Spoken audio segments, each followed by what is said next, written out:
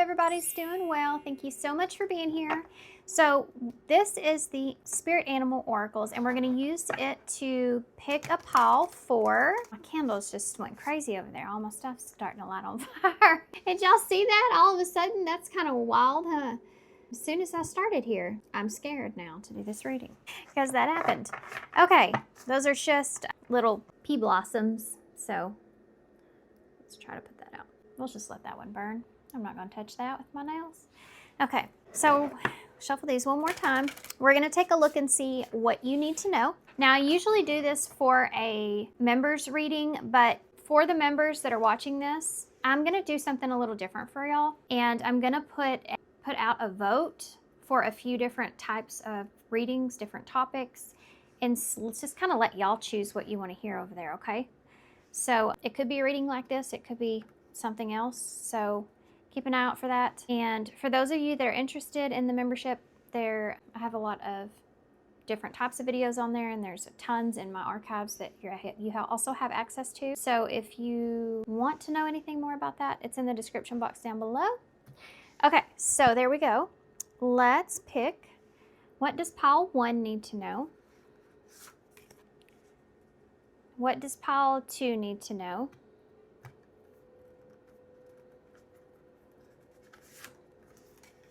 What does pile 3 need to know? And what does pile 4 need to know? Okay, so let's see what we got. We have pile 1. You have, this has been coming out a lot lately. This is the koi fish, number 47. Hold that up so y'all can see it better. Okay. Pile 2, y'all have, wow, it's the salmon, number 80. We have lots of fish here today. Okay. So pile 3, y'all have the wolf. Very different from a fish. It's the number 94. Okay. And pile 4, y'all have, yes, I love it. It's the owl. If y'all don't know it, well, I mean, I'm sure you do if you've seen my intro, but I love owls. Okay, so that's pile 4. These are so pretty. So excited to use them. Okay, guys, so if you need it, there is a little bit of a meditation after this intro. You can just pause it right there and meditate if you want, or you can just take a deep breath and just close your eyes, and then when you open them, which pile you feel most drawn to.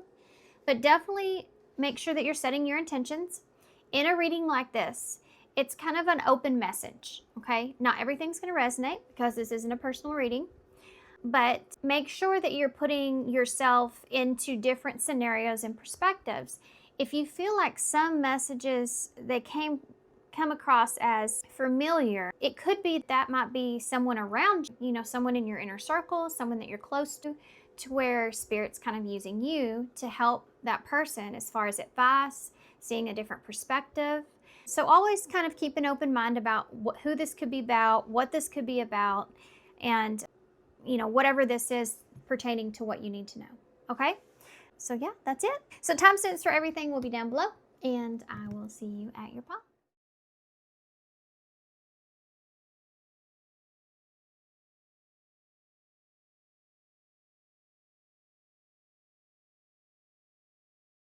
Okay, pile 1. So if you chose the koi fish, this is going to be your reading. It says number 47 as well. Okay. So, pile 1. Well, the koi fish, which I'm going to read the little message that is in the book about it, but it does represent strength, endurance, resilience, growth, emotional balance. Okay. And I believe this one talks about manifestation. Let's see. The koi fish, foster an abundance mindset. The koi fish embodies resilience, determination, and prosperity. These qualities, through its ability to navigate powerful currents and conquer obstacles, it can also symbolize good fortune and abundance. with its vibrant hues and graceful motions, drawing positive energies and abundance. Okay, so having an abundant mindset, this is what we're talking about. Having an abundant mindset. So we're talking about, too, what you need to know. So with having an abundant mindset, let's see if we can figure out what you're needing to know about that. Having an abundant mindset. What do you need to know about this?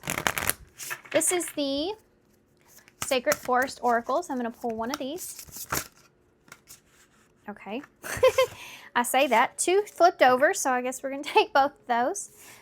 So you have a maple spirit, generosity, an ancient oak tree, strength. So funny that both of these are trees. We're talking about abundance mindset. Well, you know, what are you investing into? How are you investing into that? How is this tree growing here in your life? Generosity and strength. This is the number 23, and this is the number 2. So 2 is about balance. It's about making decisions. It's about relationships. The second house talks about your possessions. So that's Taurus energy. It talks about what you depend on, what you want, what you need. That Taurus energy is earth energy. No surprise there, because we have these trees. Generosity and strength. You notice how strength here, this oak tree is a lot bigger than this maple tree is. So one of the things that I think you may need to balance out here has to do with the need to be strong, perhaps maybe the need to be independent, the need to do it yourself, you know, that kind of need, and how that can actually be a downfall when it comes to generosity. So, you know, if you have someone around you, number 23 is about, 5 is change, 2 is about making decisions, but 3 is more than one, more than 2. 3, right? 3 is a number of growth, and it reminds me of the 3 of Pentacles because we have this earth energy here. So working together, to resolve issues, to get somewhere, you have generosity. So others being generous. And I think for some of you may have a hard time receiving other people's generosity, or maybe acknowledging other people's generosity and wanting or feeling the need to be more strong.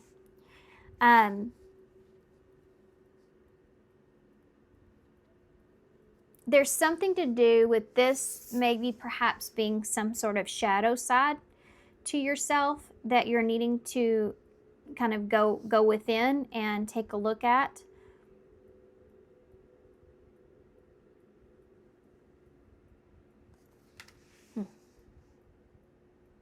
It's kind of like the story of the man in the boat, stranded.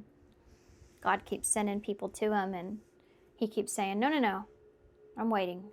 God will save me, or I'll figure it out, and then he ends up not making it, and he gets to meet God, and God says, he's like, well, why didn't you save me? I was so strong in believing in myself and believing in you, and I was strong. Why didn't you save me? And he says, I tried several times. I sent you all kinds of people to come and help you, but you wouldn't take their help. That is generosity and strength. And there's different reasons for that. It may not be necessarily that it's like, no, I need to do it myself. It could be that you're in a place to where it's like, you feel guilty, or you feel wrong, or you feel shameful, or that there's a feeling that's there. That's what you need to take a look at. Why do you feel this need to do this? Where does that actually come from?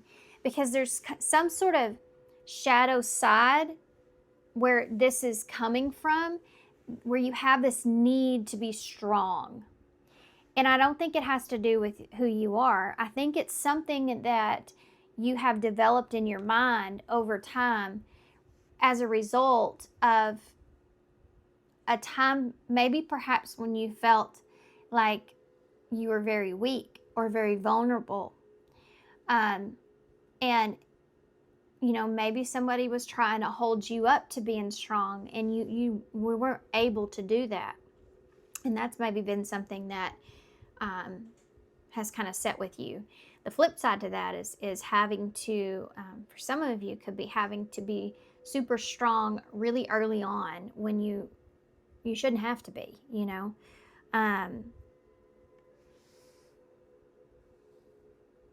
Let's figure this out. Okay, so with that being said, this is more like a shadow card. It is called Into the Lonely Woods, and it's going to help me to understand what you need to know about this. And what part of this you need to know about. Let's do that. What is the shadow aspect to this reading, what they need to know when it comes to this generosity and strength? For some of you, you may actually be in a position to where you need to ask for help. You need to move in that direction. But you're very reluctant because of this shadow part to you and the way that this makes you feel. Guilty, ashamed. I gotta take a picture of this and I'm gonna post it on my community page because it's pretty crazy. I just looked up on my desk and there is my little owl pin that's leaning in just the right amount of spot to where it looks like he's peering over, like hanging over, looking, you know, like peeking on the other side of the door. That's what it looks like. That's so funny. I leaned forward a little bit and I looked over and his two big old eyes were sitting there just peeking around that bell that I have on my desk, looking at me. Eyes represent wisdom. And I'm pretty sure there was did I say eyes? Owls? I'm pretty sure that there's an owl in one of the piles. Maybe that was somebody needed to hear that message so they know if you were drawn to that pile. Okay. What is the shadow side to this for pile 1 when it comes to this? What is the shadow side here? You have number 40, do not hide your light. He's keeping that lightning bug in that jar.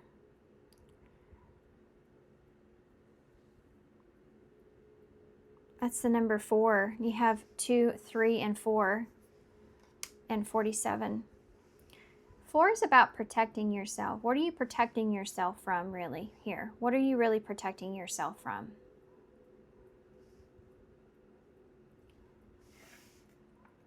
Do not hide your light. What are you protecting yourself from? It takes just as much strength, if not more, to ask for help than it does to do it on your own. That's not everybody's message, okay? It's just something that popped in my head. I had to say it. This could be even emotionally, you know, because the koi fish can represent emotional balance. Maybe this is something that you're having a difficult time with and you're needing to ask for help. I would definitely recommend always utilizing that. You know, if you can't, I'm just going to put this out there. If you can't afford like therapy, or if that's not something that you want to do, or you're just kind of dipping your toes into it in some way, and you don't want to talk to anyone that knows you, you get to a certain place, you know, there's always free like numbers that you can call where there are people.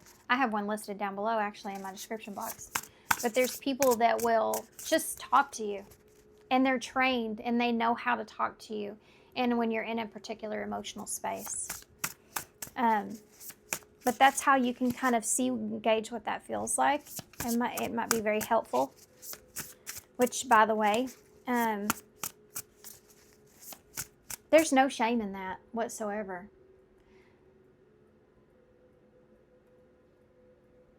No shame in that. We all need help.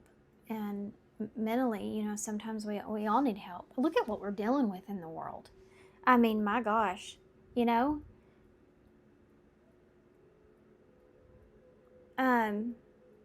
There's so much pressure. We put pressure on ourselves, and there's so much pressure around us. Well, we all need each other at some point in our lives. And if you don't, it's not that you don't need it, it's you just don't want to ask for it. Why is that?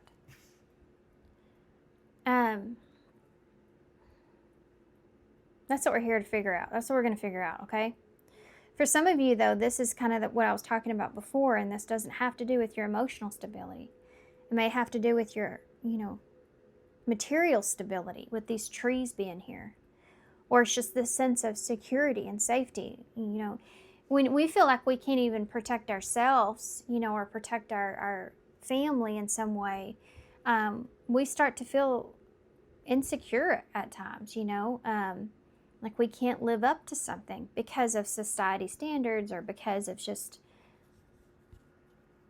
you know, the way what you want and not being able to obtain that, feeling responsible. Okay, so that's what we're talking about, I guess.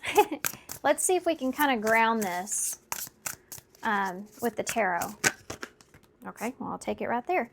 This is the Earth Woman's Tarot, by the way, which is really pretty, but I'm going to have to use some crystals probably because of the cards. We have the Four of Swords is the first card out, and then the Five of Pentacles in reverse came out with it. You have the Page of Swords in the reverse. Look, 2, 3, 4, 5. We just need a 6. What do they need to know about this shadow here? What is this about? Tell me more about this. There's your 2 again. 2 of Pentacles in the reverse. There's the Sun. Leo energy. I'm actually going to get one more because there's room here. Why not? It's the 6. That's awesome. So there's your 6 and there's your 7. So you would go from 2 all the way to 7 in this spread. And 19 is actually the Sun. So if you want, you could say 8 and 9. Which you know I'm going to. 10 would be your completion. And the only thing other than that that's missing here is 1. So completing a cycle, having a new beginning, you know, this is like something here that's keeping you stuck. It's keeping you stuck in your life and being fulfilled. You have the Sun here, so this talks about joy and fulfillment, happiness. And when it's in reverse, it's quite the opposite of all that. You know, it's sadness, it's being lonely, feeling depressed, feeling lost, not knowing the truth. You know, it's not a good feeling. And this is what you're trying to move away from here with the 6 of Swords. This is what you need to change and transition from. Where does this come from? Well, for some of you, you may have made not great decisions. You may have, like, you didn't prioritize one thing or another, or you just got kind of out of balance. It's kind of like when I get sidetracked on something and I start focusing on one thing, or I veer off into something that I'm thinking about, and then I forget, I lose track of time, and then before I know it, I run out of the things I actually needed to do. So, I mean, it's just like a feeling of not feeling imbalanced, being out of balance at some point. At some point, maybe you kind of got off the rails or out of balance in some way, and it's what's led to this sadness here or lack of clarity. Now what do? You have that Page of Swords in the reverse. You may be keeping a lot of this to yourself. You may be not sharing a lot of this to others.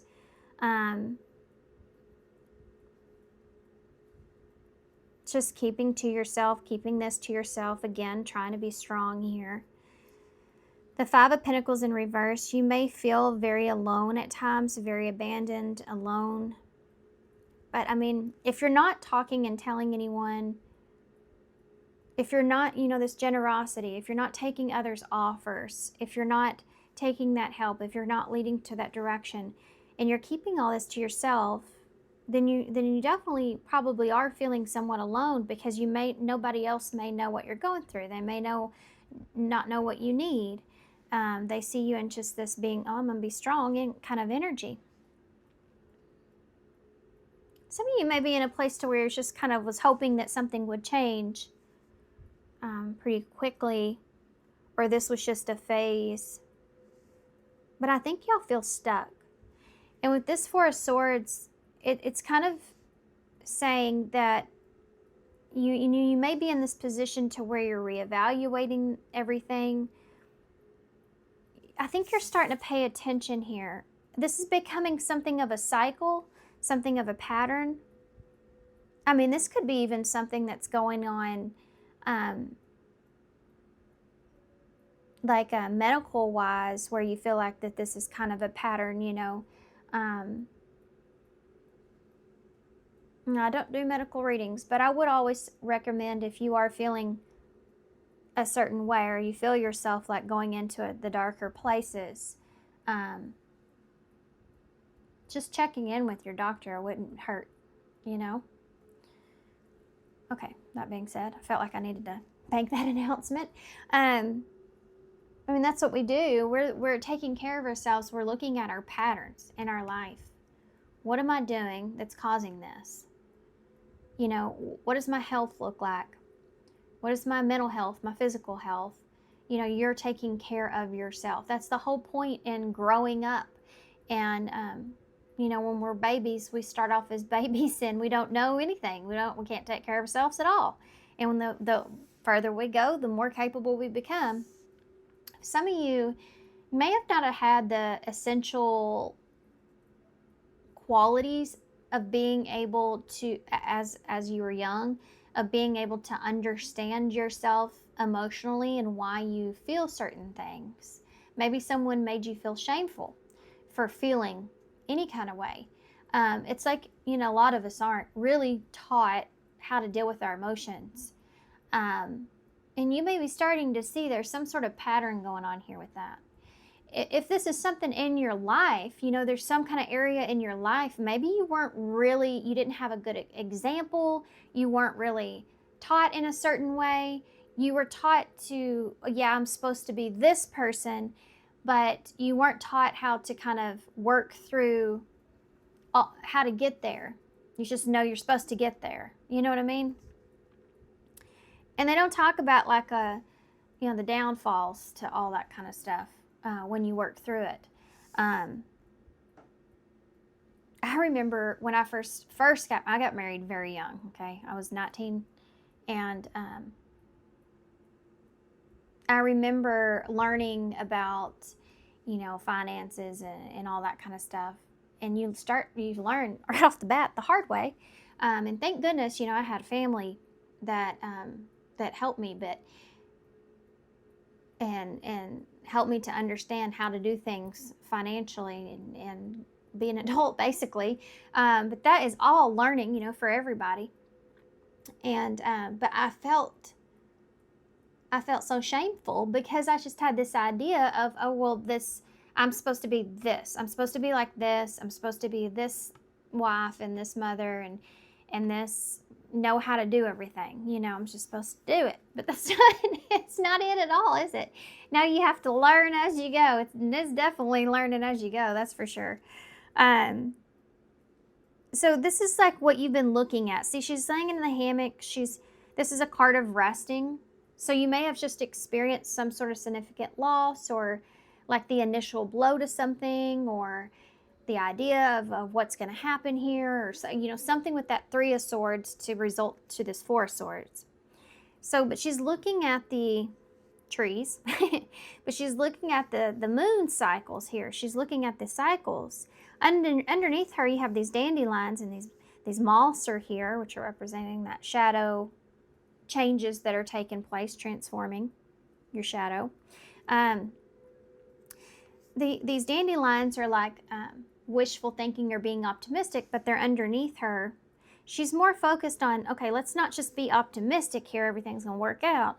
Maybe there's a pattern here. Maybe there's something I need to be doing. Maybe I need to take a deeper look into this, because this feels like it's a repetitive thing for me. So you already are in that place of self-awareness, and I think that's really important, because that actually is the first step, you know, to being able to, you have to be alerted. You have to look at it. It's finally like Spirit going, oh my God, we've been waving this flag over here forever in your mind, and you've just not looked over here. You just didn't want to see it. We finally got her attention. So, you know, the girl on the swing there, we finally got her attention. She's seeing the pattern. She's looking. Good. Good, we got it. Let's see where this is going to take us. Tell me about the Four of Swords. The Empress in reverse. Not feeling, okay, something's not growing here. I'm not getting any better. Things aren't changing. I don't feel good here. What do I need to do to change this pattern that I'm in? What do I need to do? I need to do something. Taurus and Libra energy. You're recognizing that something is not right and something is off. And you know you need to get out of this. That's why that Five of Pentacles is in reverse. There's the Three of Swords in reverse. This is about healing. This is overcoming the obstacles. This is overcoming also all these feelings that I've been talking about. Shame. Shame is a big one here. Being shameful here is a big one. This is like overcoming all these feelings of what this is going to feel like to step up into that space, which, by the way, takes way more strength than doing it on your own. And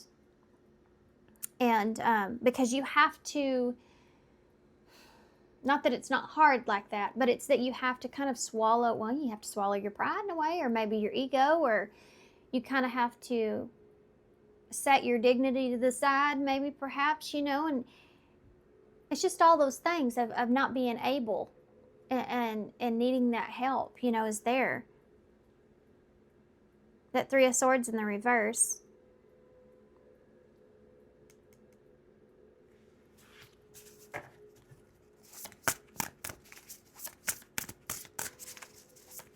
Look at all the trees. Look at all these trees around her. Let's keep going. Why is that Page of Swords here in the reverse? There's your Five. Five of Wands in reverse. Who cares what everybody else thinks? I mean, I know that's so much easier said than done, because I still do that same thing from time to time. I was kind of taught to care. But, you know, that might be y'all's thing too. You maybe have been taught to care, or somehow indoctrined into thinking that you should care what everyone else thinks about, you know, you speaking your truth, speaking up, being honest. That Five of Wands being in reverse. You really are wanting to get out of this feeling of, this shameful feeling that I keep feeling.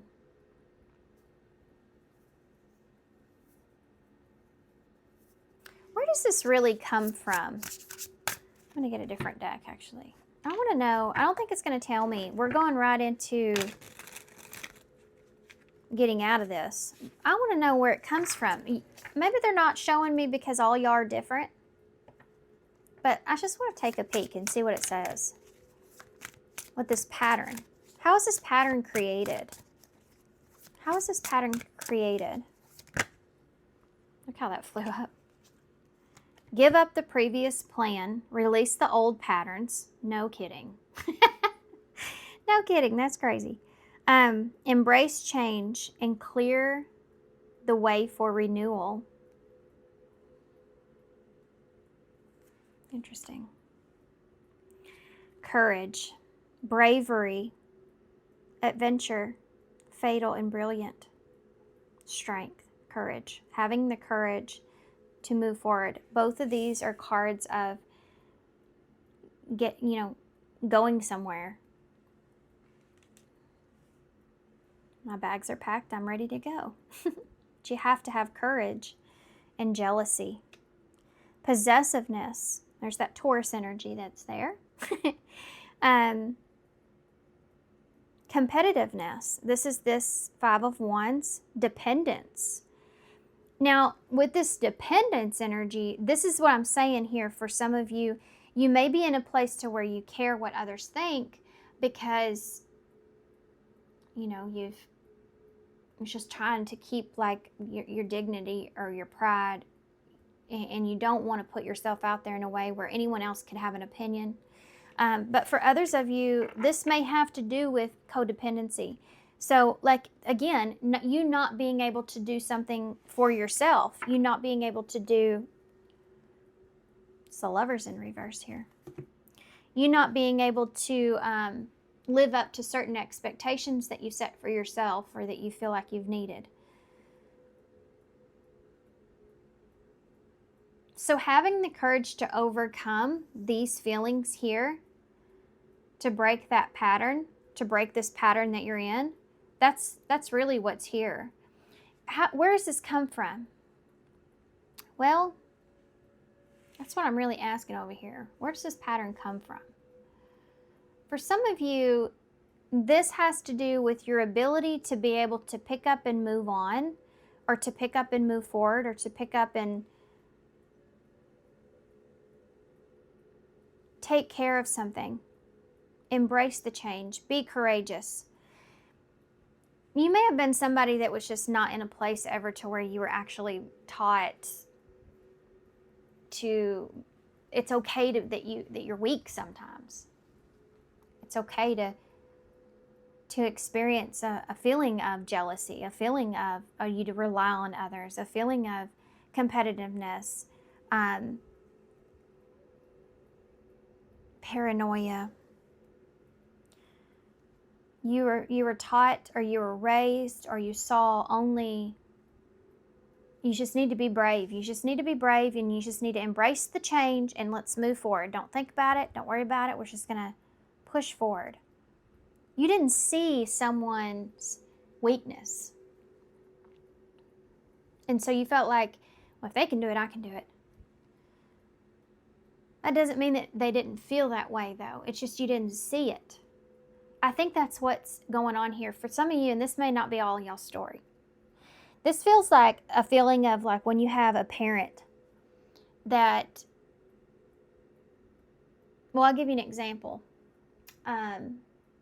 Someone in my life in a situation, I expressed to that person, like, this person grew up in an environment, she was the mother, so she knew, grew up in an environment where they never saw the two, you and your husband, ever argue, fight, nothing. I mean, they just had this image of this being the perfect relationship. Now, that's not practical at all, is it? But that's what they have expected from relationships because that's what they saw. And not that that's not a bad, not a good thing. Now, of course, that's good for kids, especially. But the point is, and what she said is, we should have fought more in front of them. And that's an odd thing to say, right? But what she's saying is that maybe we should have allowed them to see, not everything's always that way, always perfect. There's obstacles that you have to overcome. At times you do feel weak. At times you're not strong. You go through stuff. And they did, I'm sure, go through all kinds of stuff as long as they've been together. It's just they didn't show that. And I think we have this idea of especially with our kids, to show them only the best parts. And I think that's such an injustice to our kids, right? Because we're here to teach them. And, you know, of course, there's some of us also that have been through situations that are, well, we've had to learn those things the hard way. But, you know, we're here to teach our children how to get over life's obstacles.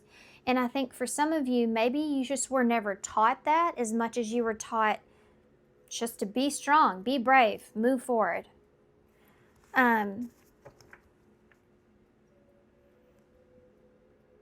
Okay, let's keep moving. Why is the Five of Pentacles in the reverse? What is this about? Oh, wow. That's kind of crazy.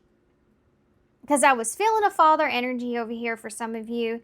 I was in my head thinking I had the tarot in my hand. This was still the oracle deck, and you have father that came out, which is about production, hunting, protection, teaching. This has to do with what you were taught. What you were taught here, and I'm just going to leave it. The Two of Pentacles in reverse is an imbalance on how you were taught to take control. So whatever, let's just say, it doesn't matter who this is coming from. This is about whoever was in control, whoever was in the authority. You have a certain idea about taking control and taking authority and being strong and being brave and adapting is a imbalanced way of thinking, because that's not realistic, you know. And you may feel that shame because you aren't meeting that expectation. But that in itself is your greatest downfall.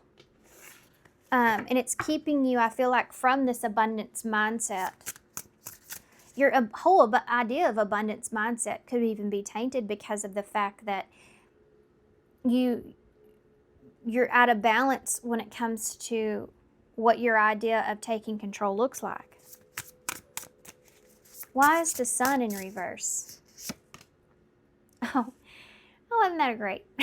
There's your zero. We just need that ace. We just need that ace out here.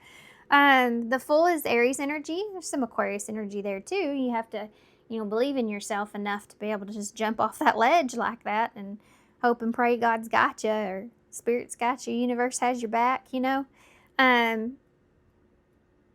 Sun in reverse is, in the Fool being there, the clarity that you're looking for is the fact that sometimes when we take risk in our life, or sometimes when we take that leap and do what we need to do, there is a second where we kind of do have to swallow our pride, because just because we're taking that risk or moving in that direction of starting over, or taking, an opportunity, or feeling vulnerable.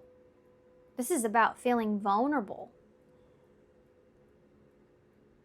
It doesn't always play out for us. That's the whole point, though. That's about vulnerability. This is what this is really telling you, is there's strength in vulnerability. So much strength in vulnerability. It's just a lesson in itself on strength. Tell me about that's the truth. That right there is the truth. Vulnerability is not weakness.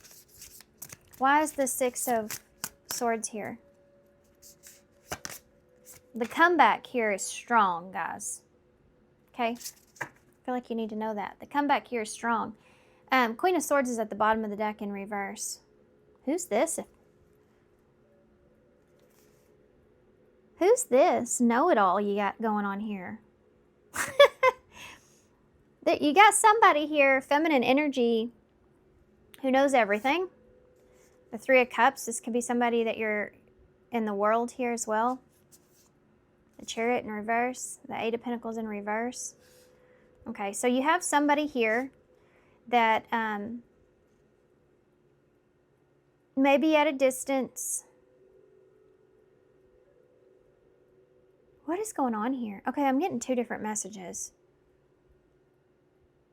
one of these messages is somebody may have cut you off or cut you out. That Three of Cups, someone that you still feel like connected to, maybe at a distance with the world, or this is something that ended. The Chariot in reverse, and it has to do with maybe somebody cut you off. If this could be a friend, even, you know, like you were too dependent on somebody or something like that, or you're feeling that way, or they said something to you that you're carrying with you. For some of you, this is somebody at a distance, and I'm going to tell you, this feels like family so bad. This is somebody that they don't give good advice, because I feel like maybe they haven't had their experiences are very dependent on others. Now, what do I mean by that? This is somebody that's always had somebody else that they can be dependent on. So, how do I mean that? With the Queen of Swords in reverse, it's not an illogical mindset. It's not like something that was set into stone. This is this person's way of thinking, okay? In their life. I don't know who this is to you, but they've always like thought in a way where, oh, that's okay. I have other people here.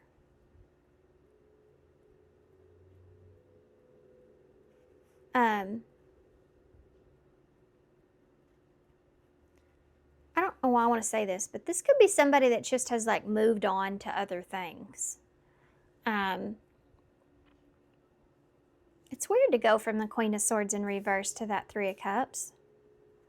There's something here with somebody that has to do with just moving on. Like they just move on. There's no lessons in this. There's no understanding. There's no higher purpose. That could have been this energy here too. You may have gotten a double whammy of this.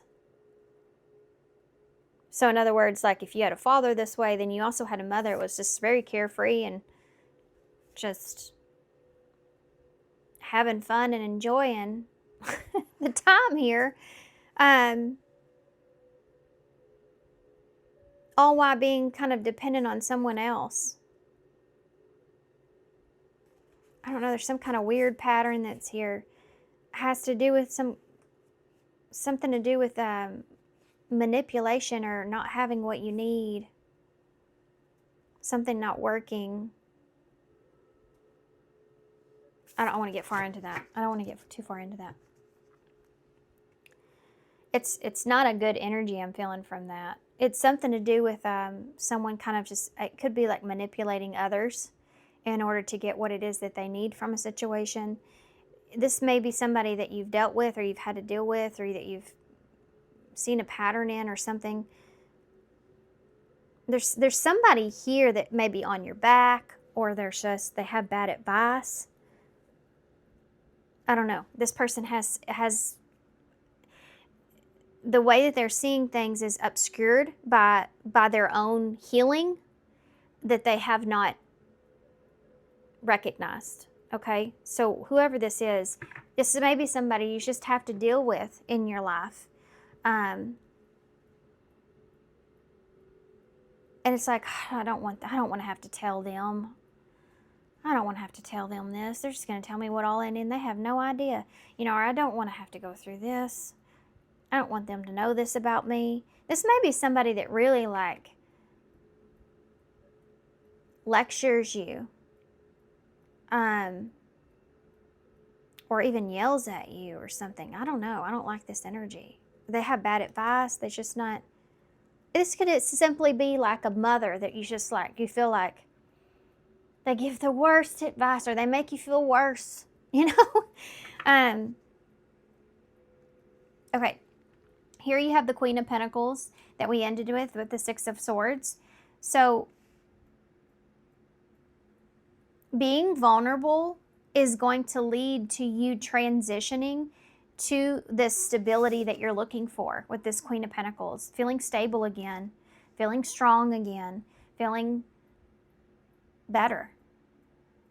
Let's see what questions you should be asking yourself here.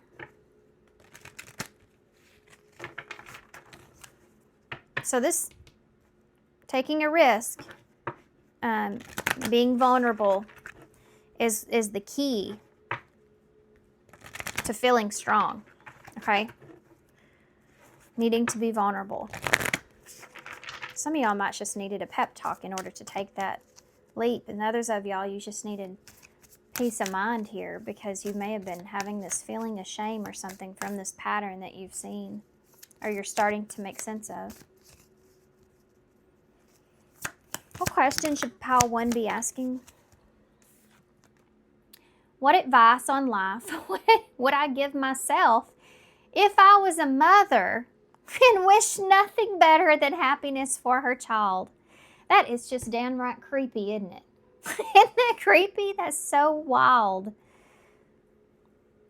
So wild. So you may have a mother here for some of you that may not be giving you the best advice, but they're basing it off of you being their child. And that could either be a good thing or a not so great thing. And you got to use your own discernment there. This is kind of like insinuating, though, to give that person compassion because they may be somebody that's still like you can see sometimes we can see other people's patterns, but they can't see them themselves. And they may actually be projecting some of that onto you.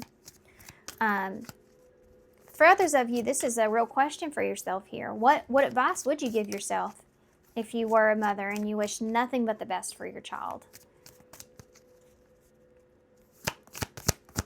What other questions should pop? That landed and propped itself right up there on the tarot I had sitting. Why am I doing the things that I'm doing right now? Yeah, I mean, this is the question I think you've already been asking yourself, or you did at some point. Why? And if it's not feeling, why am I feeling the things I'm feeling right now? What advice? What question? Any more questions they should ask themselves for pile 1? Any more questions? What larger entity am I a part of? What larger entity am I a part of? What's important to you, too, when it comes to your own morals and values, really? In this way of thinking, you have this obscured kind of belief of this strength needing to be strong, or this idea that you have to put out there when it comes to how others see you, perhaps. Where does that come from? What larger entity am I a part of, What's your real belief of that? What do you want to show your kids, too, like I talked about before? What are the things that make me feel good while I'm doing them? So doing some things here that are that make you feel good, I think, obviously, is really important to get, especially if you're in that place of that emotional space where you're very imbalanced. Doing something that you enjoy to get back to the happiness feeling or the good feelings is really important, because what you're doing is you're balancing your emotional self out back into a balanced place. So if you're feeling yourself down here, what are the things that could make you happy so that you can start to do those things, and then this side will come up and then you'll find that balance there. So not only if you're, talking to someone else or a therapist or doing the work or something else, journaling, whatever it is, but also remember, those are all good things to focus on your shadow part, but then also remember to still do those things that do bring you joy and happiness and fun and be playful and all the other stuff too while you're at it. Okay, so I'm going to read from the deck from this for your advice, and then we'll get a few charms to close. So the number 40. It says, okay, so it says, number 40, do not hide your light. What is the light that we hold within? The love we have, the fullness of our dreams, the urge for joy that we shackle till we give ourselves limits that make us feel blinded to the truth of all that we are. The light within you is longing to be freed. It will not vanish, be stolen, or shrivel if you take it from its hidden place. Bring it forth and let the light within you lead. Know Know that the sense of being the only person with this strange shining within will be replaced in time with the knowledge that your light helps us all capture our prisons, that your light illuminates the darkness of the lonesome path. The world needs your light. I think that's brilliant, because it's like saying, your vulnerability, like I talked about, we're all in that place. We all kind of like feel that way sometimes. We all feel like, very vulnerable and insecure and unsafe. And how comforting is it to the world when you're able to put that out there, and you help others to not feel alone. And I think that's bravery in itself, that's strength in itself, to say, okay, I'm gonna take the step and say, yes, I do need help, or yes, I will, I'll receive what you're giving me, in some way, or yes, I need something to balance myself out, and set that as an example for others, or for our children, or for our family, to be able to know that when they're in that place, they can think about that and say, I remember when you were in this place and you made it out. And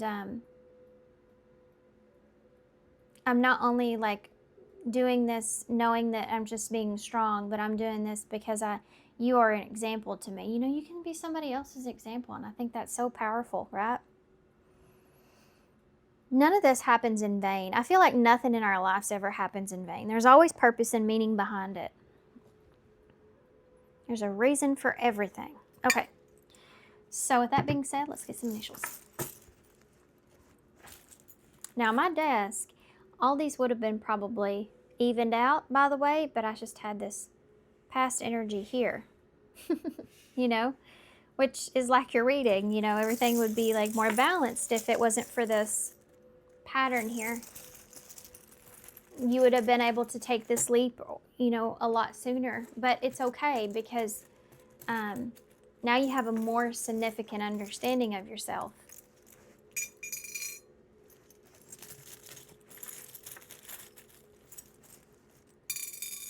Okay. So you have the hamburger, which I always laugh because it reminds me of getting everything that you want, because on a hamburger you can almost literally get everything that you want on a hamburger, and you can still call it a hamburger. So that's something that's there. And something we didn't talk a lot about was the card that you chose. It's about that abundance mindset. This talks about it because it's talking about this being a blockage and keeping you from realizing that you can feel safe. You can have it all. You are allowed. You're allowed to have more than or you're allowed to dream, even at that, Okay, so you have the lollipop. Sometimes it takes a lot to get to the center, to get to the understanding, completely. Just because I'm going this reading and I'm saying you're going to transition and you're going to make it through this doesn't mean that it's just going to happen overnight either. This is a process. This is, some of you, very deeply embedded, and it's like you constantly have to train your brain, restructure your mindset, restructure how you do things. And it's not something that happens overnight. It's there's a consistency to it. It's just in life in general, Okay. The cactus is here. So this is about opening yourself up and allowing and being vulnerable. And you may have just had like a really hard time with that, because that cactus is like this need to protect yourself. Be strong. We have a T, an A, a W, or an M. We have a K, an O. We have an R. There's your M. And a C.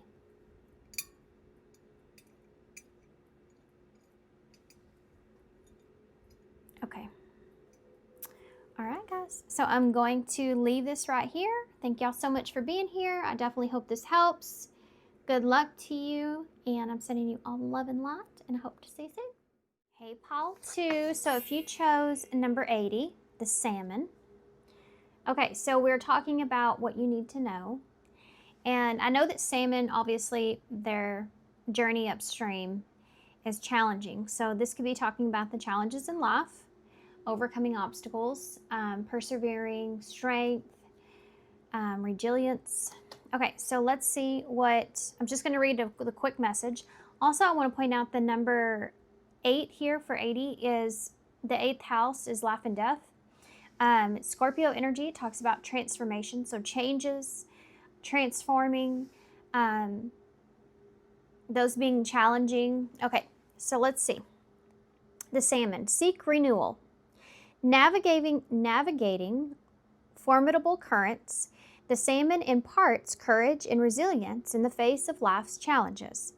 Its remarkable journey from birthplace to ocean and back offers insights into growth, oh gosh, make sure I say this right, exponential learning, and the rejuvenating force of rebirth. So going through some struggles here. This is what this is insinuating. So let's get, what we're gonna do, kind of, I was struggling there for a minute, wasn't I? Okay, so what we're gonna do is I have 2 different oracle cards that I'm gonna choose that are gonna give me more insight of the overall reading, and then we're gonna go into the tarot. And of course, I do not have the tarot deck out, but why, I don't know. But we are going to use the Wild Reflections Tarot for y'all. Okay, so this right here is the Forest. Golly, I just feel lost all of a sudden. I don't know what the heck. The Sacred Forest Oracles. Maybe that's where you're at, you know, feeling just kind of a little not ready or lost. Not ready for something, maybe feeling a little lost. What do you need to know? Pile 2, what do they need to know with this salmon energy? Ooh, that flew out in a hurry. Okay, this is, let's see. Thicket of Thorns. Uncertainty, number 43. So I feel like for some of you, you have this little doe here in the woods. You have all these thorns around her. But you have these butterflies here, and we talked about that transformation. So the way things are changing may seem somewhat uncertain. The place that you are may seem somewhat hard because it's the way that things are changing, or maybe how quickly you're having to adapt, or the challenges that you're going through. Everything seems maybe very uncertain and a little scary here with all these thorns, you know. This may be something that does hurt. It may be something that is very difficult. It's like you're having to persevere, which means that you're having to go through something that you didn't necessarily want to go through, but yet here you are.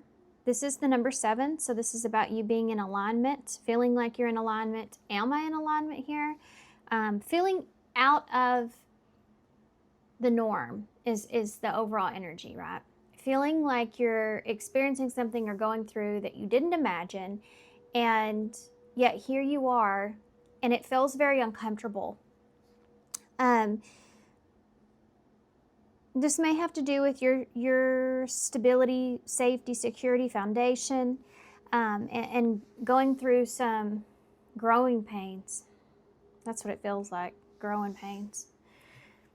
Okay, so this is the Into the Lonely Woods, which is funny because you do have those woods that she's like walking towards. You know, but the sun is there where the transformation is. So it's like you have an understanding, just like the salmon. You know, he knows that he's going to have to swim up that stream at some point. It's just part of what you just know and just understand. And so you have this concept of understanding that this is something that you just have to go through, right? Oh my gosh, if my camera is crooked, it's going to drive me insane. So that comes to be which I can't really tell from my angle, but I think some of you may be kind of stressed at this time. This is going to tell me like the shadow part of this, what we're needing as far as what you need to know. What is it that pile 2 needs to know?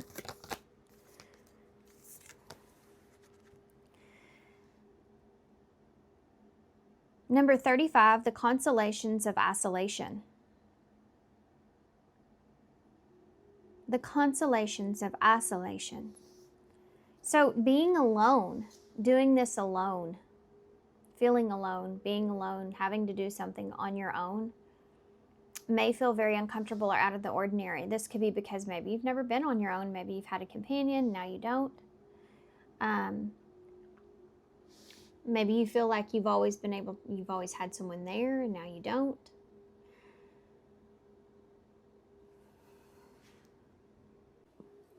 So sorry guys, I had to take another look at my camera because that was going to just drive me nuts.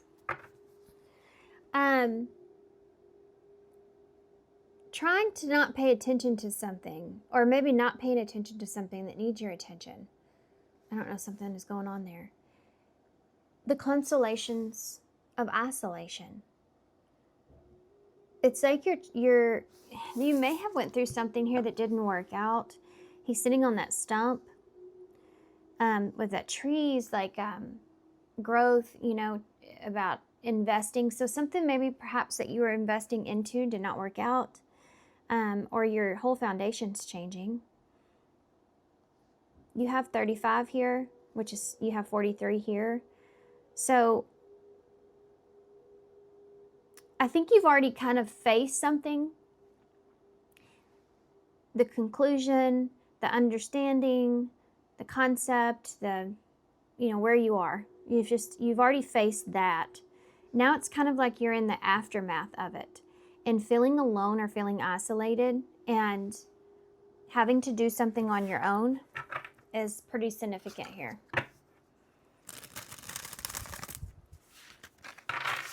Okay, so let's see what this is pertaining to. So with all this that we're talking about here and what you need to know, this has given me kind of basically the storyline of where you are in the higher perspective of what you're meant to be learning at this time, why you're going through what you are.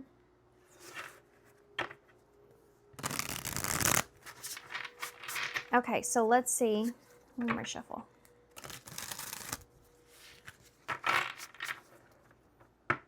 Also, I have to point out, he's looking at this bird.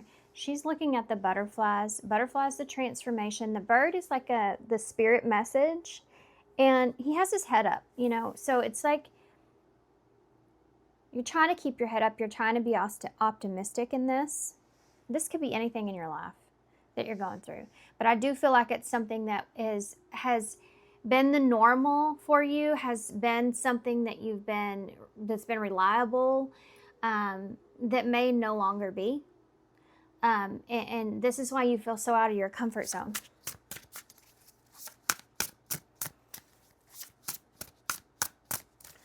What does pile 2 need to know at this time? Sure, come on out.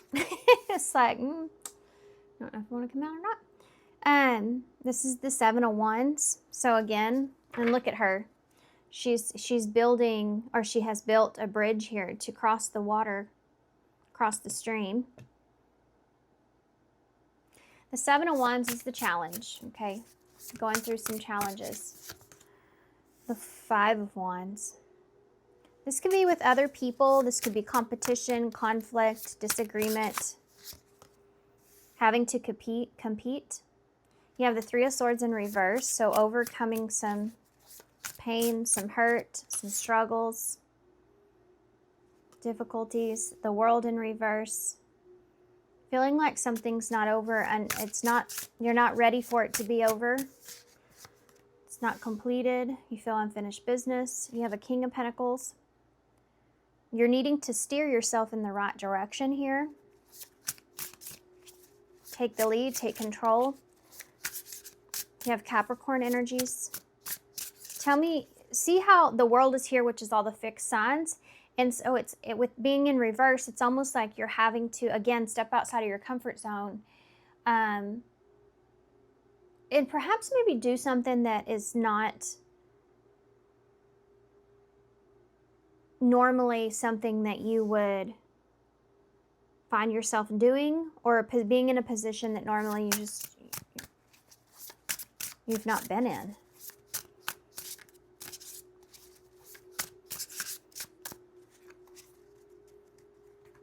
I'm going to have to move this over. It's going to drive me crazy. See how I keep messing with the cards? I mean, I'm normally like that bad anyways like that, but this, for some reason, for y'all's reading, it's even worse.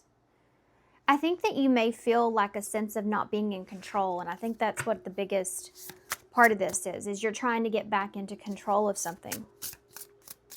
Why is the 7 of Wands here? This could have to do with your emotions, you know.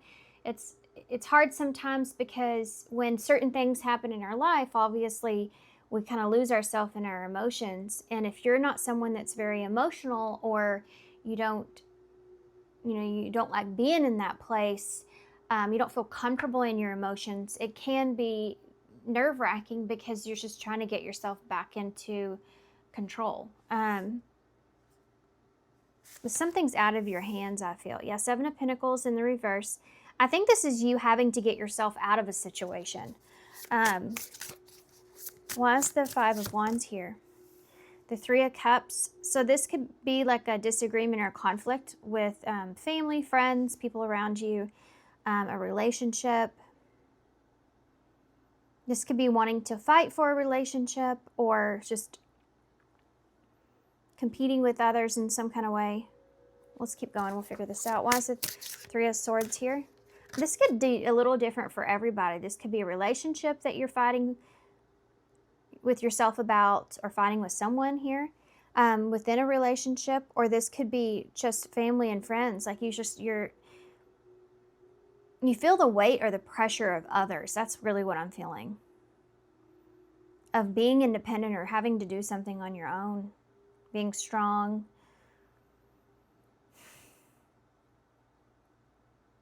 Or you feel the pressure of having to do something. Why is this 3 of Swords here? It's the 4 of Wands in the reverse. Yeah, your foundation is not what you want it to be.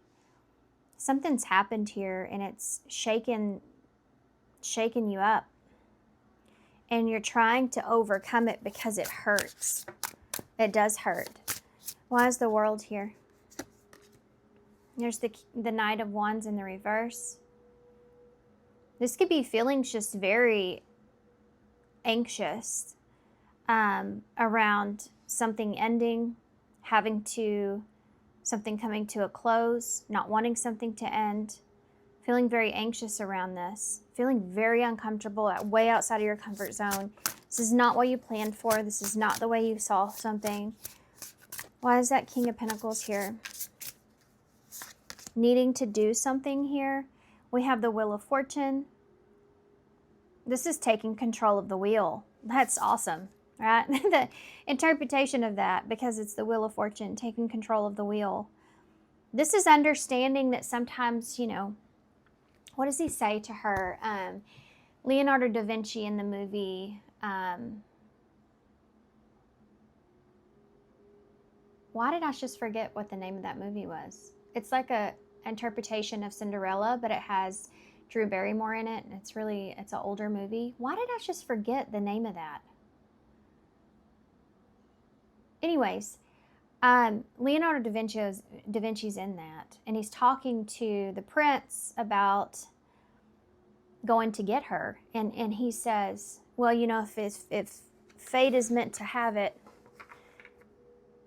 or destiny it will be, you know, and Leonardo da Vinci says, you know, fate has a lot on her plate. Sometimes she needs a little help.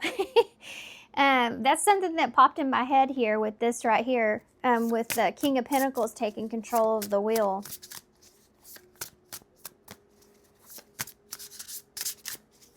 You do have this, you know, you have 3, 5, 4.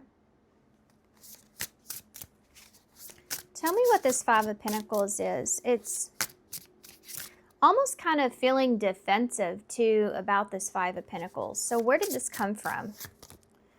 Nine of Pentacles in reverse. Not being enough, not having enough, not feeling enough. This is about your independence. This is about your ability to be independent, or just, again, this can also represent just stepping outside of your comfort zone, being outside of your comfort zone. What is the Three of Cups here? What are all these other people here with this Five of Wands, Three of Cups? What is this about? It's the King of Wands. Feeling a little confused or a little bit conflicted when it comes to this relationship or this family or friendship, this connection here, or the supportive energy. Feeling a little bit confused, a little bit conflicted about it. There's Leo energy there. Okay. Yeah, look, the Nine of Swords. So definitely anxious, feeling very anxious.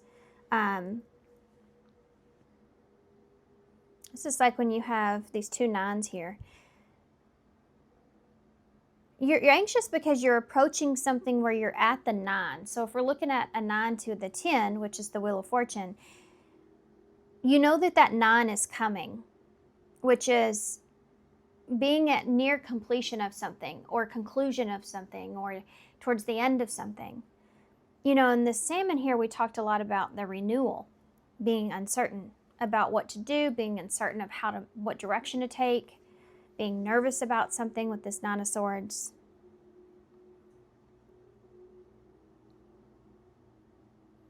So this could even be someone you're dealing with, or this could be you like needing to take control of a situation. Why is the Four of Wands in the reverse with that Three of Swords in reverse? Pulled 2 cards. The Moon in reverse and the Page of Cups. Some of you, there's like this anticipation of a reunion here, or it's just the foundation itself. That Page of Cups is basically, this feels like with the Moon, this is the uncertainty. This is overcoming the uncertainty. So not knowing how something's going to go. With that Page of Cups in reverse, it's like hesitation. Or having to own up to something like that. That could be having to own up to where you are, how you are, what you are, you know, it's just the foundation of where you are, having to kind of, it's not a good feeling. This is a feeling, by the way. This is where the pain's coming from, is this Page of Cups in reverse. So it's not feeling good about how you've represented yourself, the position that you're in. It's a feeling of feeling like lost, which is, or alone, you know? And some of this, for some of you, may have to be maybe seeing someone clearly, or feeling like someone's seeing you clearly. Not being able to be maybe mature enough in a situation, and whether that's you or someone else, you know, not being able to understand something emotionally in a situation, or the significance of it, and feeling a bit naive, or feeling a bit, maybe you felt like you handled something immaturely. There's something going on with that, or someone does. Coming out of this uncertainty or this illusion is definitely hard. It's definitely painful. And it definitely is shaking you. There's a lack of peace with this. Whatever this is, this could be somebody else that's involved, you know. There's just this lack of peace with this Page of Cups. Tell me more about this Page of Cups in reverse. The Star in reverse. There's this lost, hopeful feeling, like all is lost. I keep feeling this feeling of not having anyone to turn to. Not believing in yourself anymore, you know, or someone not believing in you, or someone being illuminated and overcoming the heartbreak of that. This is about healing and being uncertain around healing something.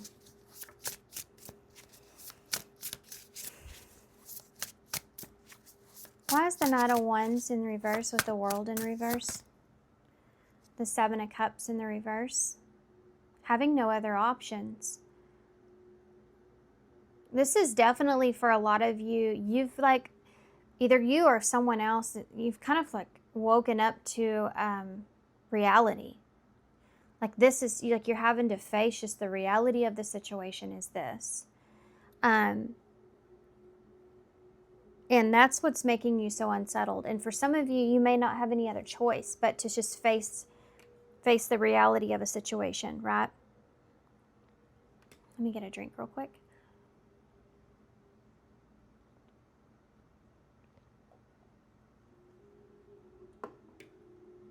I'm so sorry if y'all can hear me slurp. I'm drinking out of my mug that my 8-year-old made. I'm gonna show y'all.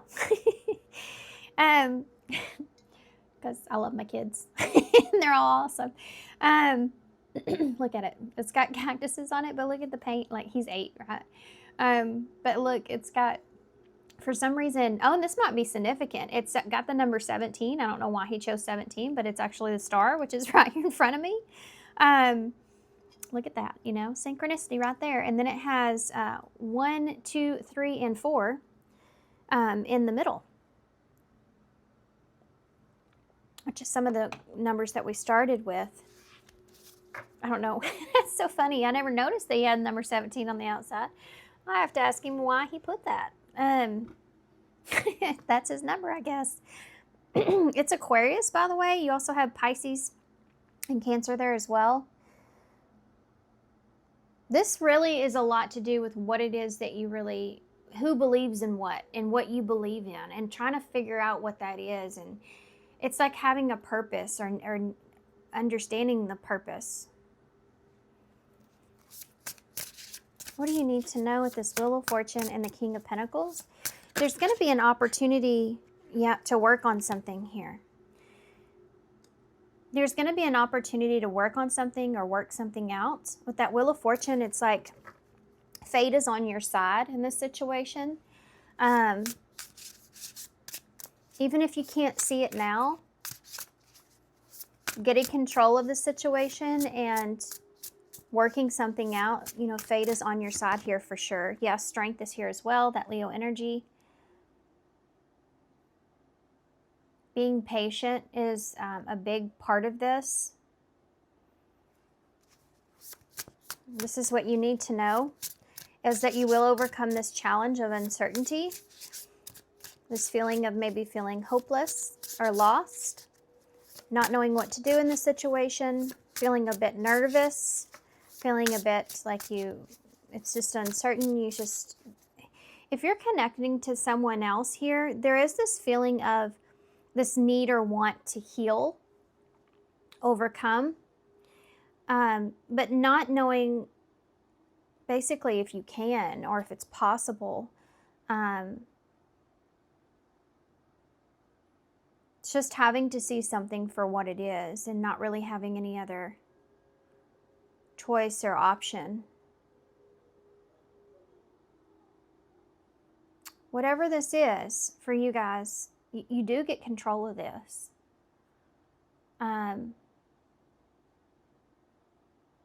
You do get control of this. There's an opportunity to work this out, to work on something, or it's just like what Spirit's kind of saying here in this is like everything just was going to work out. You will get back in control. It takes perseverance with strength, just like the salmon. So you may feel uncomfortable at this time, but whatever this is, it's almost like meant to happen to pull you out of something or pull the situation like back together. But it's like they're taking it, they're changing it. You're discovering certain things about yourself, about the situation, whatever this is, and it's kind of evolving. Even though you feel like you're lost, even though you feel like you're in an uncertain place, what I'm seeing here on the other side of this is that it all of this causes the situation to grow or to evolve. And you do get your strength back here. And I think that's the main point of what they're wanting to focus out or focus in on. Yeah, the Magician in reverse. Because you feel like, let's see the butterflies. You feel in the forest. See, this is weird because I usually don't get this with the Magician, but she's standing over the forest with the butterflies. Here, you're in the midst of it in the thorns. So, see, again, this is another energy of you not feeling in control of a situation and navigating through that. Just like he has control of the wheel, and you see this as the compass, like you're navigating through it. It will get better. You do work something out here. What's going to happen here moving forward? There may even be some sort of a conversation that's here, by the way.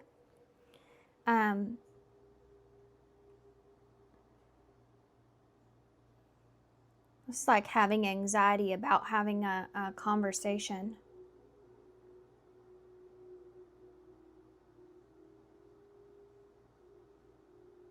Why is this so important here with this? The Devil in reverse. Because you're ready to get past this. If this is something that's happened, there were things that were going on. You were in a situation to where the devil had a hold of you. And whatever that means for you guys, you may have not even seen it. You know, sometimes we don't see things until we're on the way other end of it.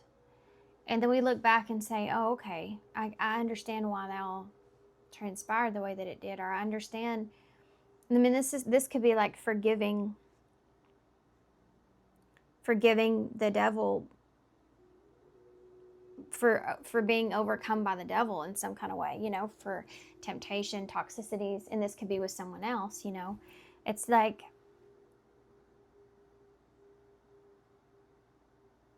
yeah, is this something that I can overcome? Is this something that I can forgive? Or, hey, this needed to happen because I know where I was. I wasn't in the best position or place. This has to do with a conversation. This is Capricorn energy, 2 of Wands in reverse. This is about not making the right decisions, choosing the wrong path, and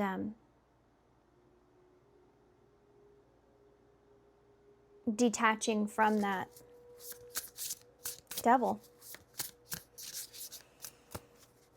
Okay, what's going to happen here? What's going to happen here moving forward for pile 2? The 7 of Pentacles in the reverse. What's going to happen here moving forward for pile 2? The 8 of Wands in the reverse. And the 3 of Wands. I just heard a holding period. There's some sort of holding period that happens here. I think this happens actually before you get to this energy.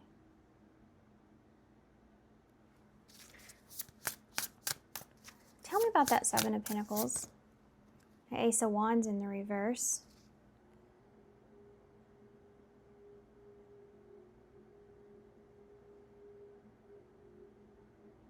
Tell me about the 8 of Wands. There's that Magician again. Gemini, Virgo.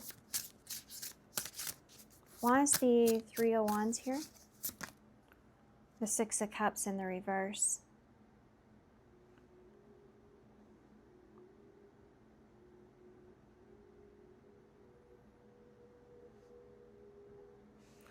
There's a lot of thinking going on here.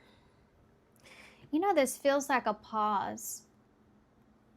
I mean, you can look at this and say, okay, There's a lost opportunity here because you can't see something growing in the long term.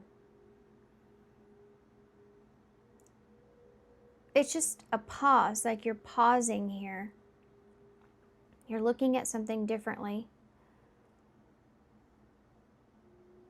I feel like this is you kind of coming to the conclusion of things, but you're allowing yourself time to kind of sit in this.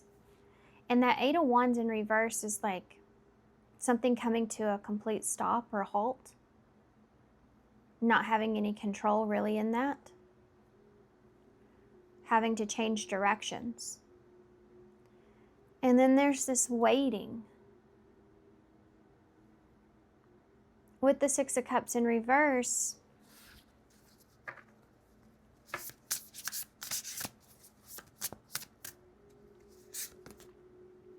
the 5 of Cups in the reverse.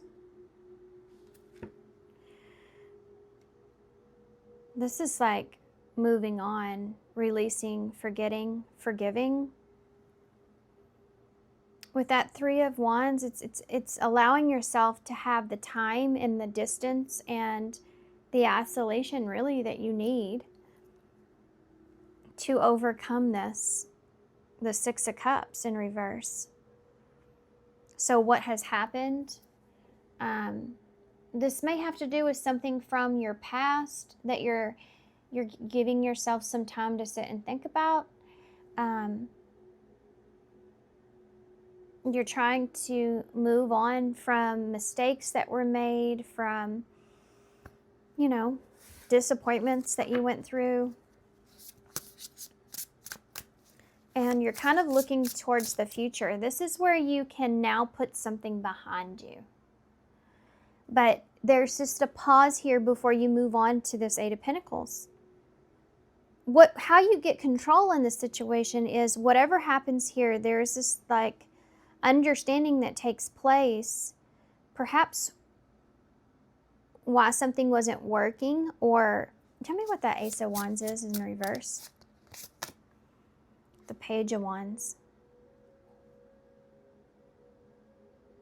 Maybe possibly not getting the renewal or opportunity that you wanted, or just allowing for some time to go by so that you can come to terms or come to grips with the information that you receive or where you are now.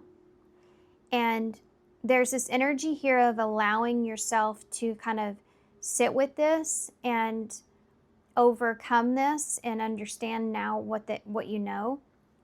And something was out of your control.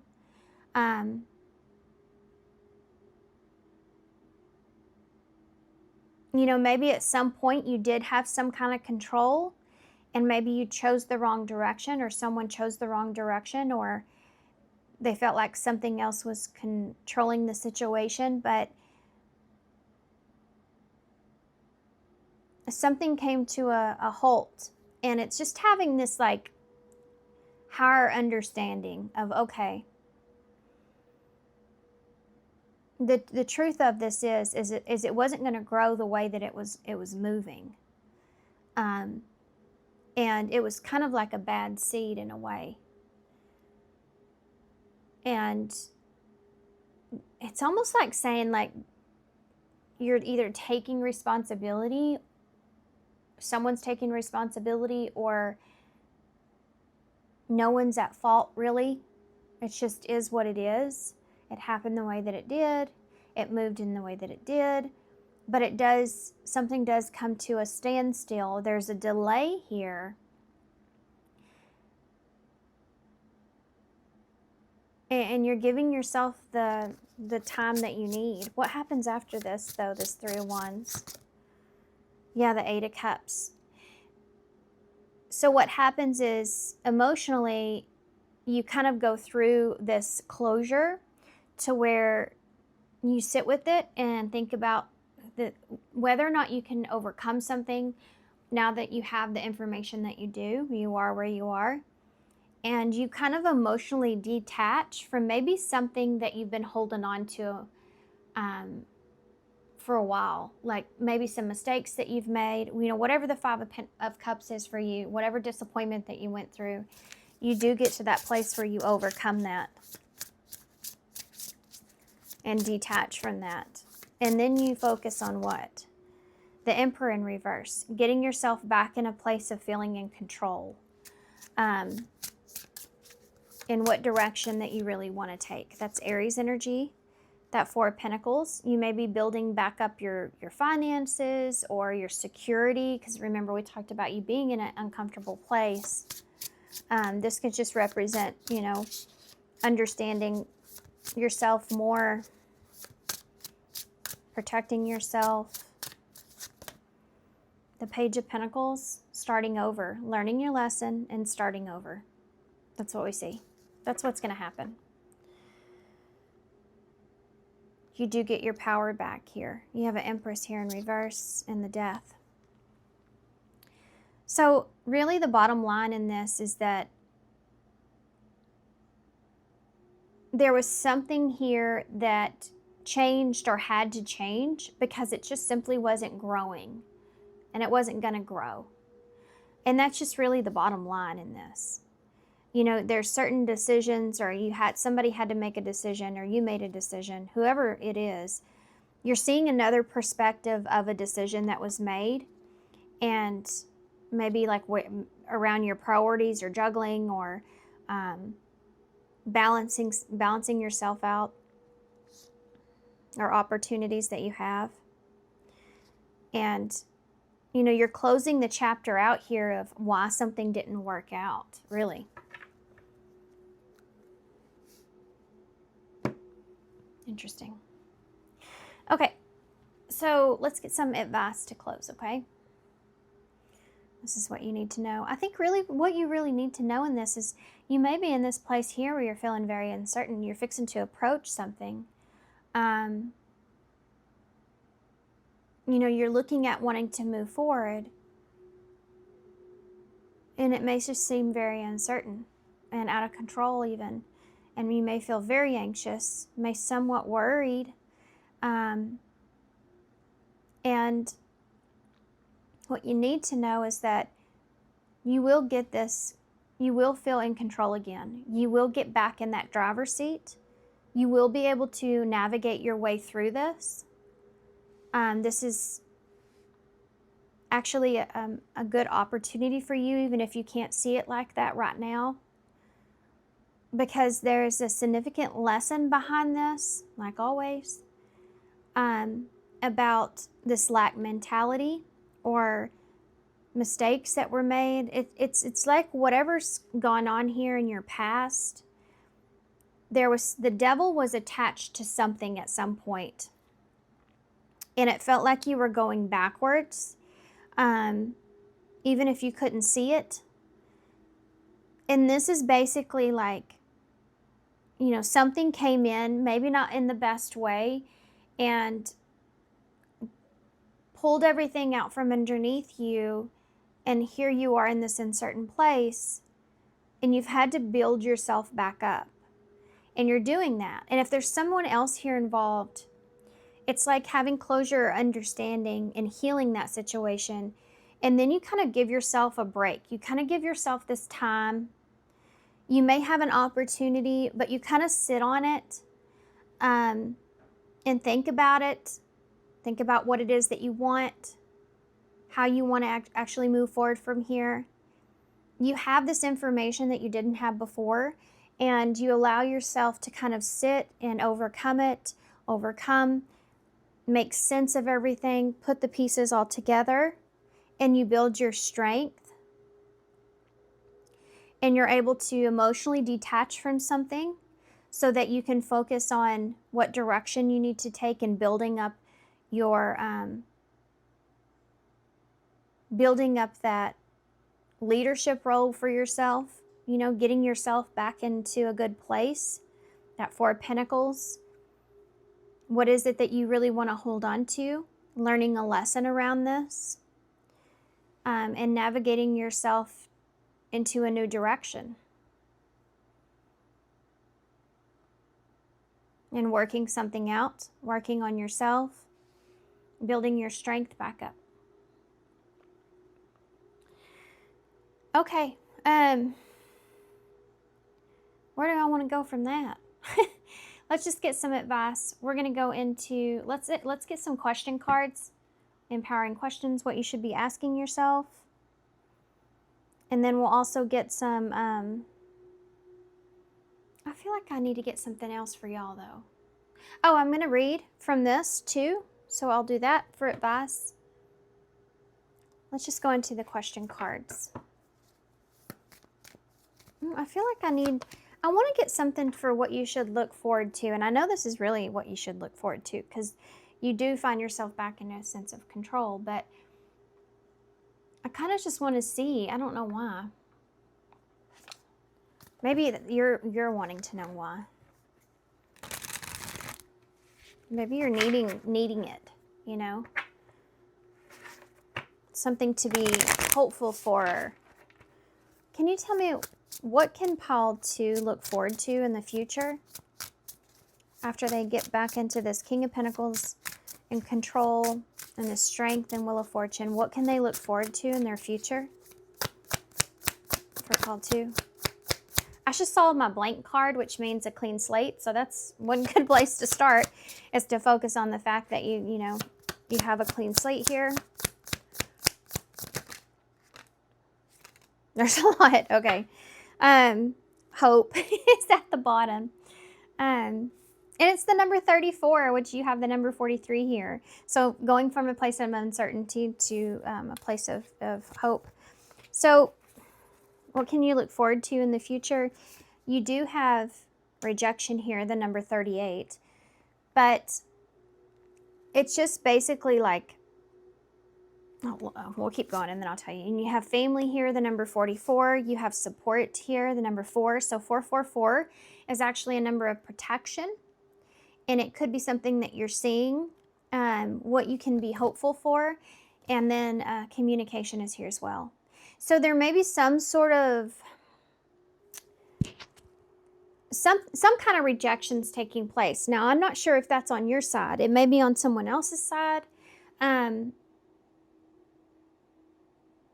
But it's like 444 is a number of rejection is divine protection. So again, whatever this rejection is that you're going through, and this doesn't have to be with someone, it could be just a situation or whatever it is. It's like you're understanding the concept of it. It gets you back to a place of family and support and communication. Like it gets you back to a balanced place. So understanding why something didn't work out for you. And I think that that's really what there is to look forward to, right? Everything making sense again. So what number is it? 35. I actually turned to it and turned off of it. Now I can't find it. Where's that? Okay.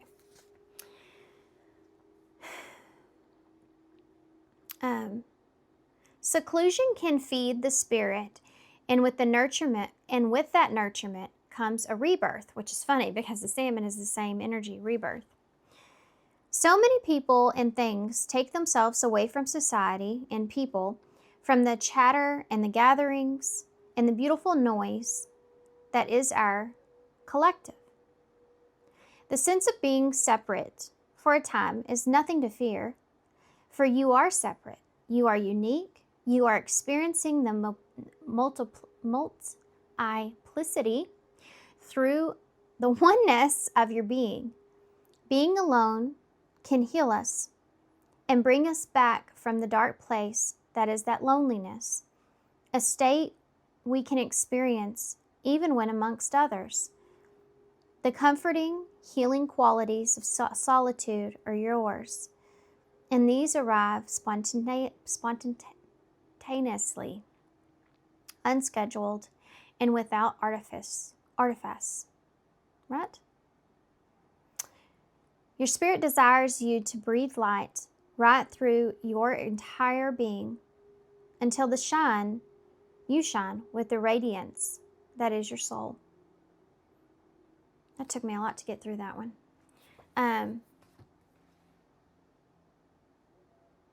I've struggled on that. I mean, this is a struggle here for you in this.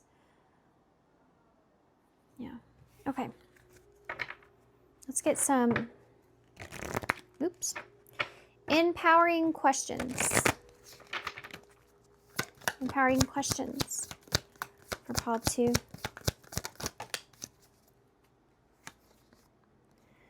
Am I focusing on what my life looks like than on what it feels like? So maybe not as much focusing on what others, you know, that 5 of Wands with that 3 of Cups. Sometimes when we feel very comforted in our environment around the people that are around us, but then when we think about how it looks to everyone else for whatever the reason or circumstance, it can pull us away from, you know, our heart's desire. It can pull us away from feeling comfortable, feeling alive, feeling, you know, safe and surrounded by others. It would be like this.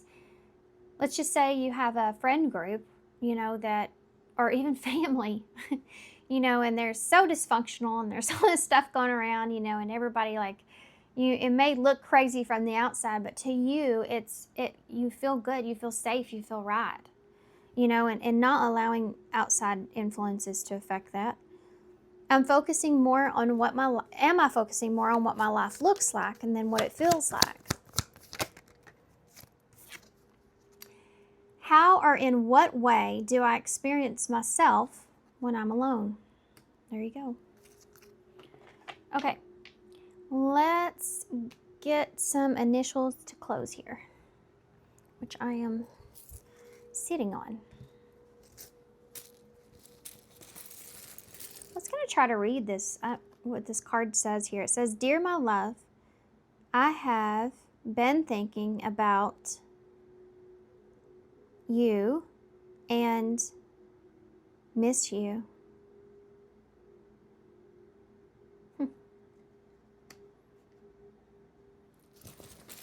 Okay, let's see.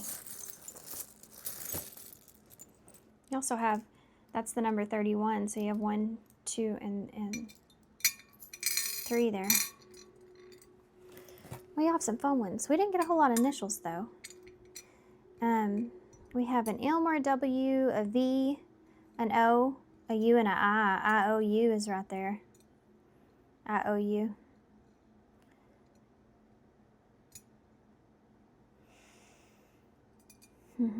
Okay.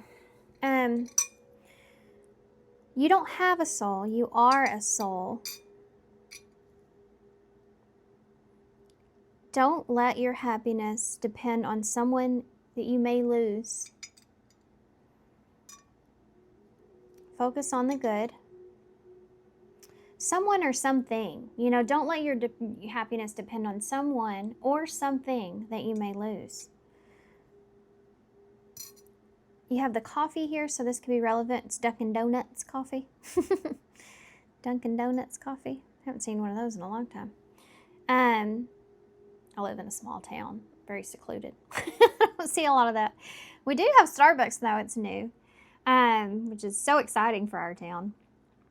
Anyway, you have the mermaid tail, which always to me represents being in between worlds. And I think that's why you feel so uncertain and uncomfortable, is because you are kind of in the in-between at this time. Don't worry, you'll get to that comfort place. You're going to reach that conclusion that you're looking for. So, okay. All right, guys. So I'm going to leave you right here. Thanks so much for being here. Thanks for all your love and support and kindness, of course. Hope this helps. Good luck to you guys, and hope to see you soon. Bye. Hey, pile 3. So if you chose the wolf here, this is the number 94. Okay. So I can tell you one interesting fact about a wolf. There's a lot of interesting facts actually, but one of them is a wolf, unlike a domestic dog, actually has 100 times more the sense of smell than a human does, which is crazy, right? So, like, knowing something is there way before you see it. Instincts, you know, that's what I'm getting here with this wolf energy. So what do you need to know, pile 3? This may have something to do with, you know, you feeling instinctive about something. you sensing something before it happens. And y'all can't see it right now, but my TV actually, I just looked, it has two wolves on it. And a girl that's in a meditation pose. That's interesting. Okay, so 94 is also what can be 13, which is death and tarot. So you may have known something was going to change before it happened, or close or end before it happens.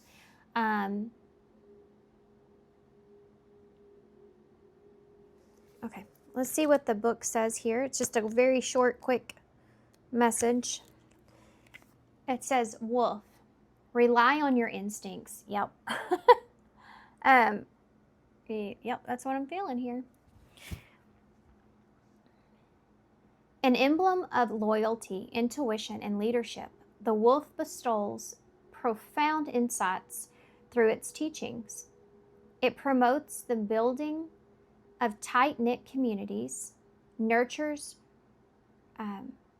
resilience on one's instincts, and the importance of collaboration in facing life's hurdles, ensuring both personal and collective growth. Sorry, guys. You know, I'm severely dyslexic, and I think sometimes it's worse than others.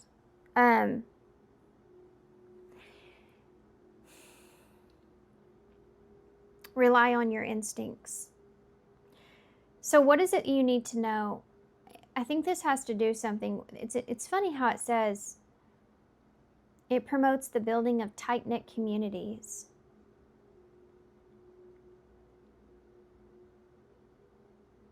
You know, and that's the thing with the instincts with the wolf and running in a pack,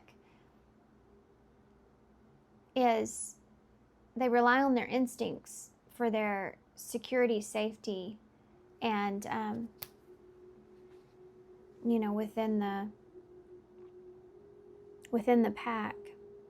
So this might not just be about you. This could have to be about like your family, your friends, or your community, what you're building around you. Something to do with something coming to an end, or changing, or transforming. And you already being tapped into this. Like you kind of, I feel this energy of like you knew something was coming. Okay, so what we're going to do is I have two different types of oracles. This is the Sacred Forest. We're going to look at this first to see a general, more of a look into what this is that you need to know. And then we're going to get a different one for kind of the shadow part to it. So what is it that pile 3, sorry. What is it that pile 3 needs to know at this time? You have wise woman in the grove, grace, number 49. So wise woman in the grove. This again to me is like you already knowing something. Look, I just realized you have 94 and 49 here. So this reflective energy, you've already kind of reflected on something. You already knew something was coming. You knew this was going to happen.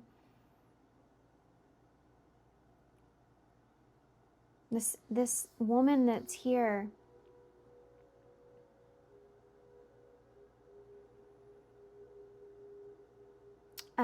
wise woman in the grove, grace. Did I say that? Grace is here as well.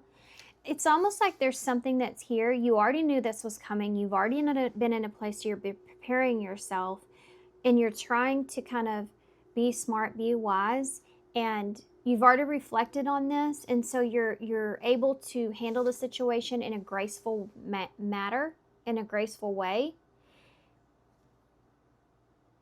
This is something that's really important to you. Also, there's a ruby here, and she's looking in the treasure. What does the ruby symbolize? Siri, what is the spiritual meaning of a ruby? I can't ever remember this one for some reason. It's to promote loving, nurturing, health, knowledge, and wealth. It's also been associated to improve energy, concentration, creativity, loyalty, and honor and compassion. This is like you finding the key to having compassion and being graceful in a situation, because you've already known something was coming. You've already reflected on what you're going to do and say and everything. And This may have to do with your community, close, like someone part of your pack here. Okay, so this is the Into the Lonely Woods, and I'm gonna use this as seeing like kind of what the shadow part is to this, of what you need to know, and then we'll read from it to get advice at the end of the reading. What is it that pile 3 needs to know about the situation?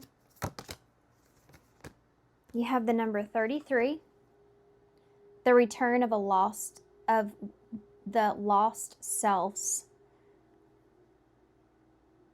You may have lost yourself in this situation a little bit, and you may have been in a place of reflection because of the mirroring numbers here. Again, that owl is representing being wise, being smart. He's actually holding up that wise energy is just really coming through, using your instincts. He's holding up an egg, but you can see straight through that egg. So again, you knew this was coming. It's like you may have known an offer or a new beginning with this egg being here was coming. You knew this offer was coming. The number 33,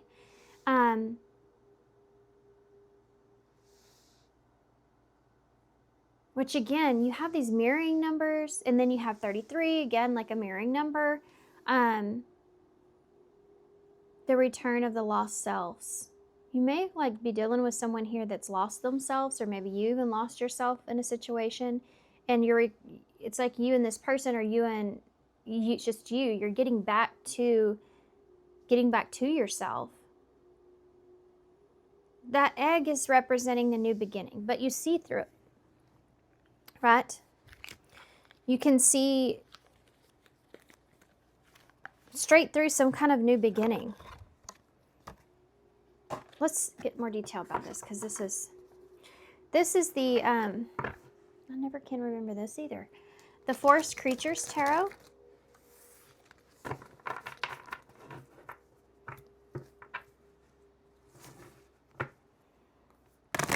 I've been in a grounding energy lately, can y'all tell? With all my nature type stuff, I always go to that. I just saw the King of Pentacles. As I say that, which is a grounding energy. It's a Capricorn, Virgo, and Taurus. So maybe you've been in a place to where you're trying to ground your understanding here. Oh my gosh, look, it came out again. I'm just going to take it, okay. King of Pentacles in reverse. This could be someone that you're dealing with, or this could be you, but let's see. Capricorn energy. You have a Two of Pentacles. Making a decision. It's almost like you knew you were going to be faced with some sort of decision. The Eight of Cups in reverse, whether to stay or go. This is about detaching. Look, she even has this telescope in her hand, like she's knew something was coming. The Magician in reverse.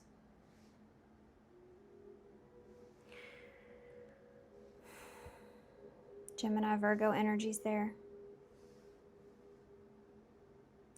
It's almost like a situation where the only thing you can really do is just prepare yourself, because you don't know, it's like you don't know what choice you're going to make until it unfolds. It's that kind of a feeling. Yeah, the Chariot in reverse. You don't know which direction you're going to go in. You're going to have to play this by ear, like follow your instincts through this. You're prepared, though. Tell me about this King of Pentacles in the reverse. The Ace of Wands. There it is. Why is it in reverse, though? Why are you seeing this? This is someone, I feel like, that's coming towards you with this opportunity, this Ace of Wands. Why are you seeing this in reverse? The Seven of Swords. You don't know if you can trust this person. You don't know if you can trust this. This is why you're so cautious here. She's hiding behind that tree.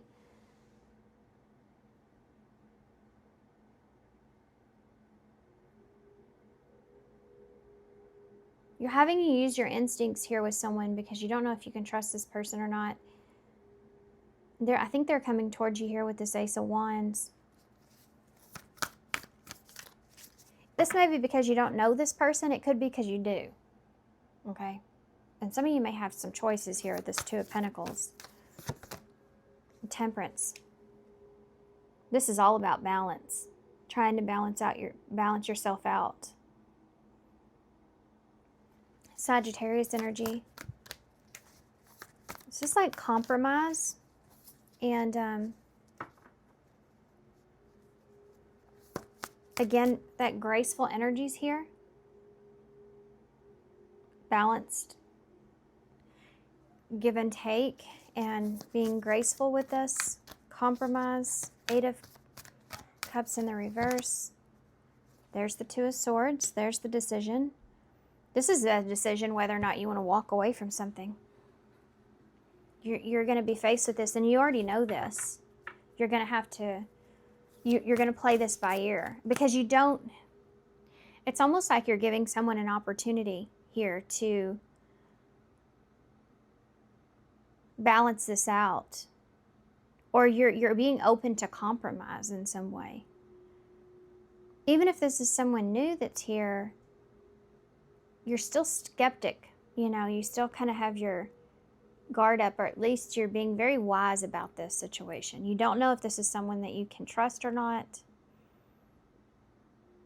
You may not know this person's intentions. So you're kind of having to play this by ear. And you don't know if, you may not know if you're ready. But I think for most of you, you may know who this is because it's coming up as a King of Pentacles. Which can mean this is a long-term thing. This Two of Swords being here can be like this is a very difficult thing to do. Because the Eight of Cups can be like there's an emotional attachment here.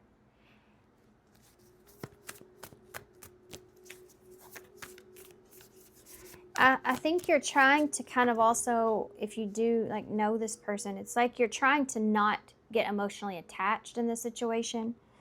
You're trying to block yourself from doing that, from getting emotionally attached here in the situation, being smart. Why is the Magician in reverse? The World in reverse. I think you definitely have some unfinished business here with someone. I feel like the conclusion of this, or what this is going to be, I feel like is, you may feel like it's in some way out of your hands. That's why you're having to go follow your instincts here. Play this by ear. You're not fixated on how something is going to go. I think that's the big part of this.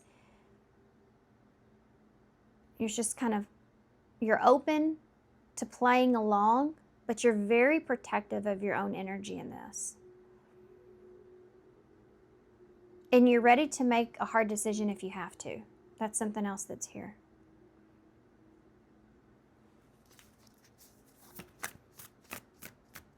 The thing with that treasure is like, you find the treasure box,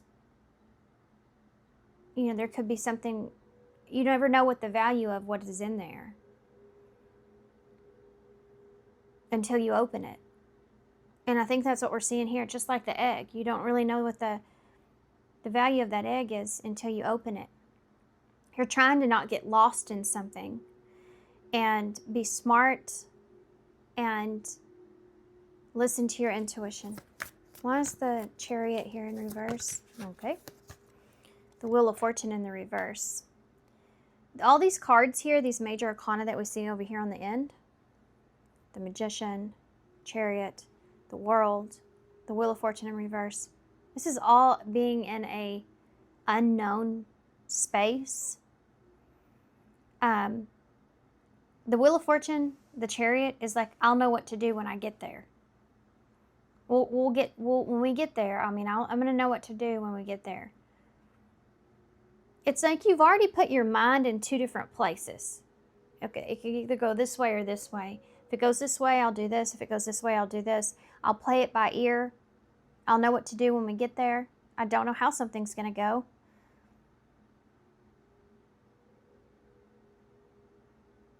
But I'm not going to lose myself in this. What is the Ace of Wands? Okay. It's the Ten of Swords. You go from an ace to a 10.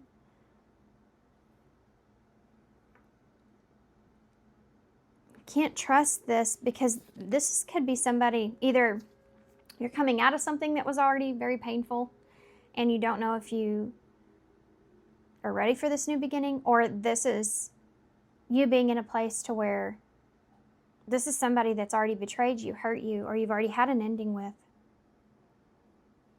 And you can't trust them because of this. What is the Temperance for you? The Nine of Cups in reverse.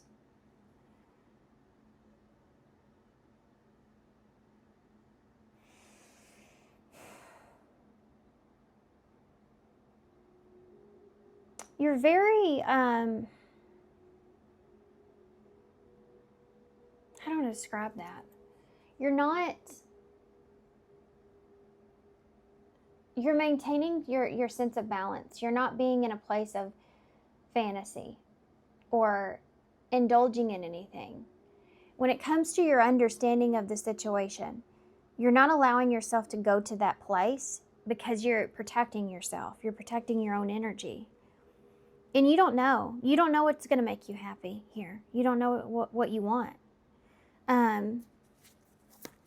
You don't know how something's going to go. That's why you're in this place, so we'll play it by ear. Why is the Two of Swords with that Eight of Cups in reverse? Okay. Well, it's the Star. So you're adding a healthy dose of pessimism to this. Like if it doesn't work out, then I will be okay. You know, the return to your lost self.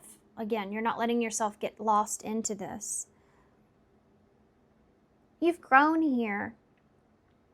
You know, you're not in the same energy that you once were.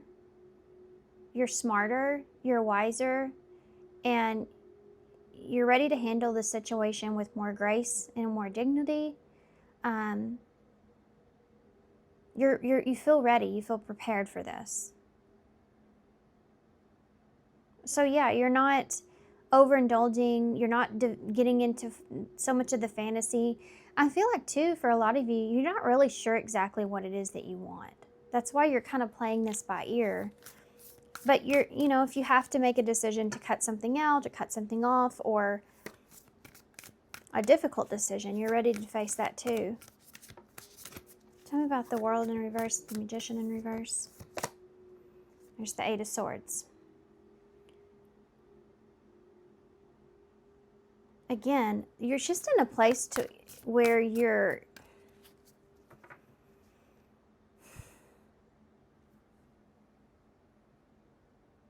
if you think about like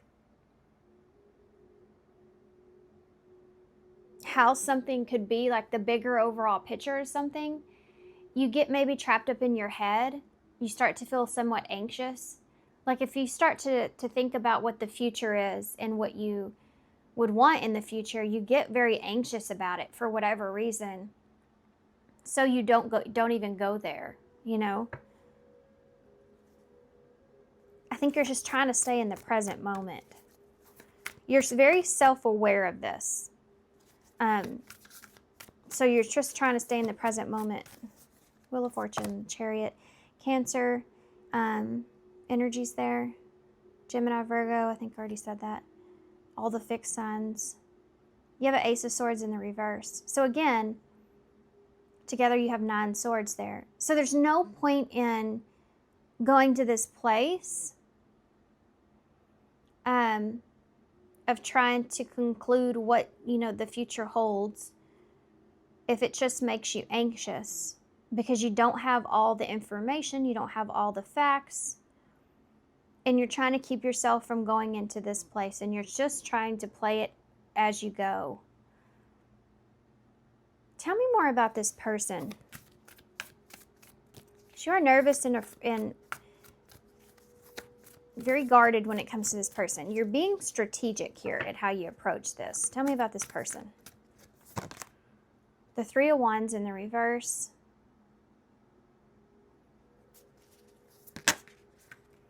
The Four of Cups in the reverse. There's that self-awareness. I think you're already kind of like in a place to where you're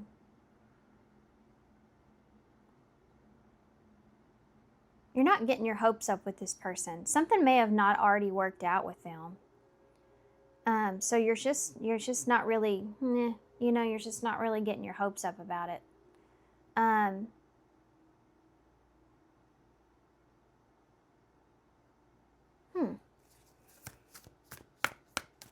What is the Four of Cups here?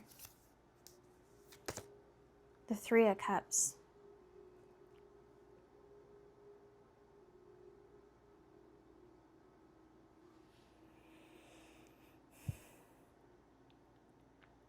This could be somebody that you know is like just wanting to be a friend, or just is a friend, or you're just seeing them in this way.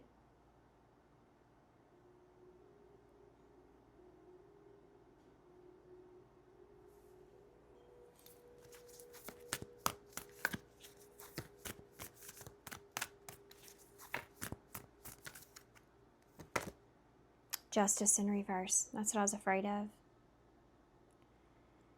I think you feel like this person may not be completely loyal. So you're very guarded about what you share with this person. And most of y'all may have good reason for that because of this Ten of Swords, and that Seven of Swords is telling me there's been betrayal here with this person before, or you've been in situations where you have been so betrayed that now you're just extremely cautious.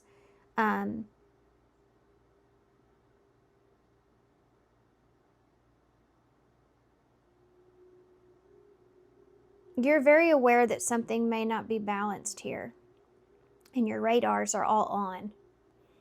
So you're playing it by ear. You're not getting into any kind of fantasy. You're open to compromise. You're open to peace. You're open, but you're kind of going to figure out for how long once you get once you start playing this out. This person is also being strategic at how they approach you. This person has some sort of plan. It's a plan of starting over. It's a plan of being aware that there's been some sort of injustice to a connection or relationship, a friendship, if this is someone that you know.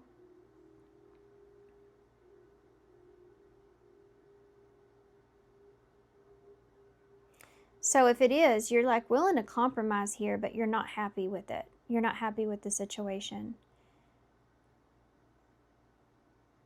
And even if you have an emotional attachment here, you feel like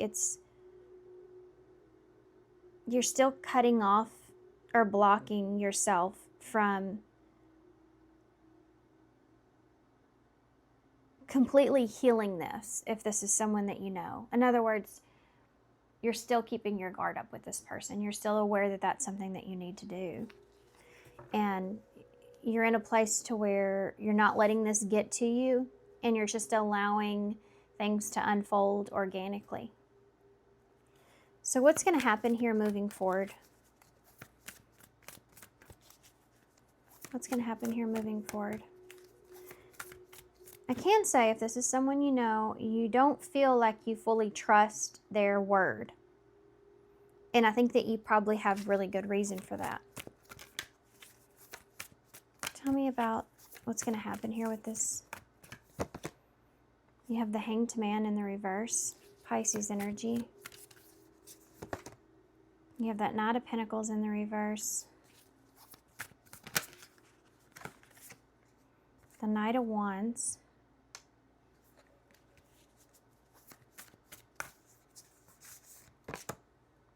And and the Eight of Pentacles. This is someone that's behavior is not changed. If this is someone new here, then this is someone that you see as not being reliable.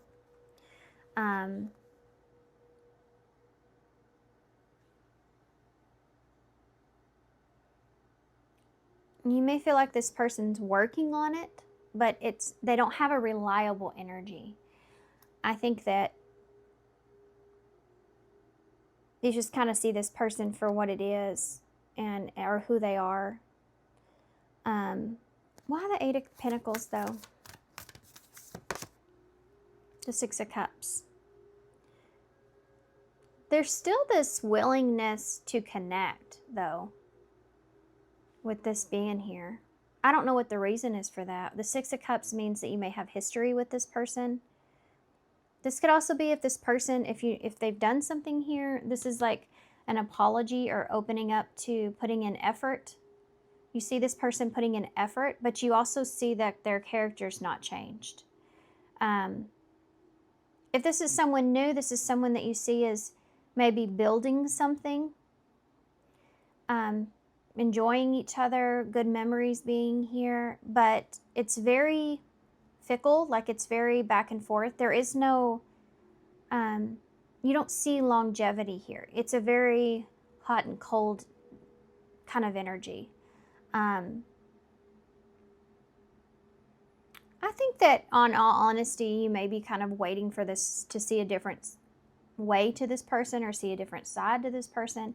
But I don't feel like that you're in a place of where you're just like necessarily waiting. You may be more of in a hopeful place, but I don't think that you're waiting. You're seeing this, you're kind of stuck on the way you see this, and you're not getting any other way of seeing it from this person, if that makes sense. But I do feel like that overall, in general, whoever this is, there is this feeling of working on this. The Tower is in reverse at the bottom, so that could definitely represent putting a foundation back together. Yeah. Here's what we see. We see you have done some deep soul searching here. And you've decided to focus on yourself, only take things that you feel like are good for you or are going to grow. Sorry, these kids are distracting me in the background. Empress is Taurus and Libra energies. You're very open to what it is that you want, being in this graceful energy with this Empress, being smart. You're not in any kind of fantasy here. You're not living in a fantasy world. You're living in a realistic world for whatever reason, and I do feel like the reason is significant because I feel like that you've done a lot of reflection here, and I think that your instincts, you didn't get these instincts just by being born with them. You got these instincts because of what you've experienced with that Seven of Swords and that Ten of Swords. You've seen it all when it comes to perhaps betrayal. And you have that Ace of Pentacles and that Tower in reverse. You feel like that this is something that is worth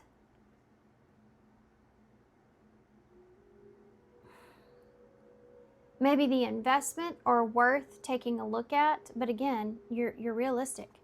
That Ace of Pentacles is like, yeah, the Empress has that seed, that Ace of Pentacles, to rebuild or put something back together.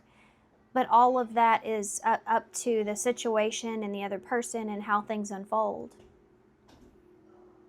You know, and if this is someone new, you're saying, well, I don't know if this is really what I want. I don't feel like this is somebody I can rely on. I feel like a hot and cold energy, but I do still feel connected to this person, and I can still build some memories with this person. Have fun with this person. You know, that Six of Cups feeling. This is something that may even help support you, you know, like a pack, close, tight group, you know.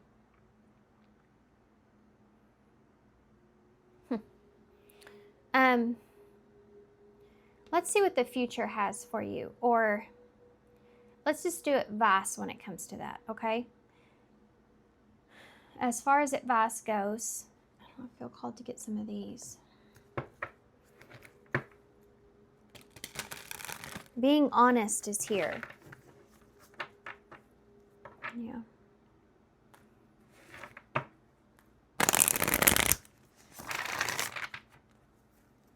What advice do you have for this for pile 3? Have faith. The angels are working behind the scenes to make this relationship flourish. Third party situation. That's this. Other people may be interfering with this relationship and dimming its full potential. Didn't I talk to y'all? Was it y'all? I've already done the other pile, so it's... Yeah, it was the other pile. We talked about what other people think. This third-party situation. There's something being unfair around this. Worried about what other people think. Being aware.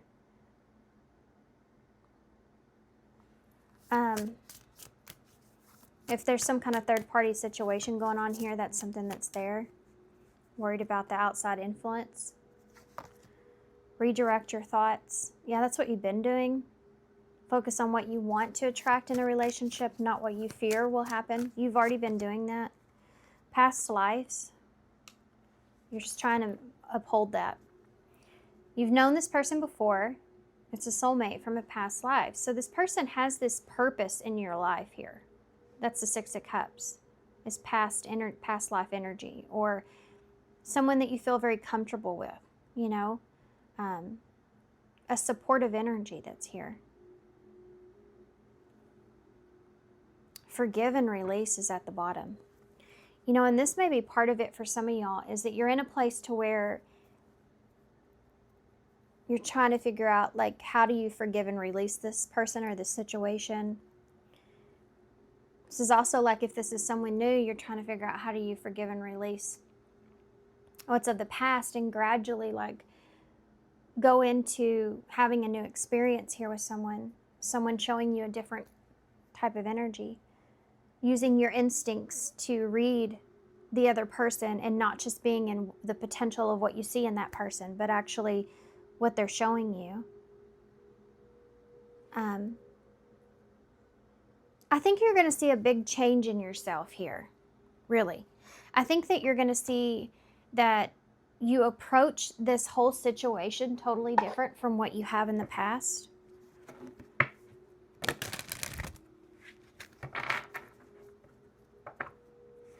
Because I feel like that you've done the work. Tell me about advice for pile 3. I got 2 cards. You have number 36. Trust the angels. Let go of your expectations of how your dreams will come true, and trust that heaven has a perfect plan. This is where you are, I feel. If you're not there yet, this is where you're trying to get to with this whole situation. And then you have number 1 here, all in perfect timing. This is it. It's the time to take action now. I will be here to help you every step of the way. So you are moving forward with this. You are opening the door here, and you're trusting. You're just trusting. And I think that's not an easy thing for you. But you have a lot of awareness, and you're able to tap into that awareness to where you can play this by ear, and feel safe and comfortable in that. You don't have this need to know how something's going to work out, need to know how it's going to happen. You've already reflected, and you feel like you can handle this in a graceful way, regardless of what the situation is. Okay. We're going to read what this is here. The return of the lost selves, number 33. When we are alone, we can be most true and real. We live without artifice. Artifice.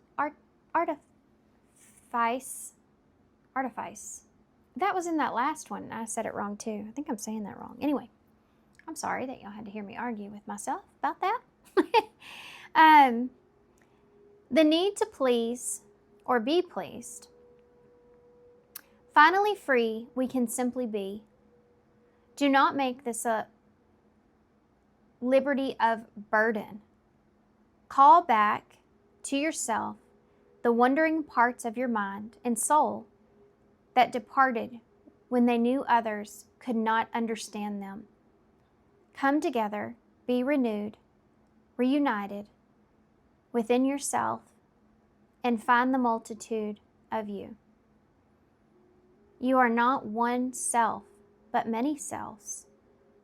When you have this time of seeming aloneness, truly the companionship is of the many selves, the forgotten experiences, the things you never gave yourself time to wonder about.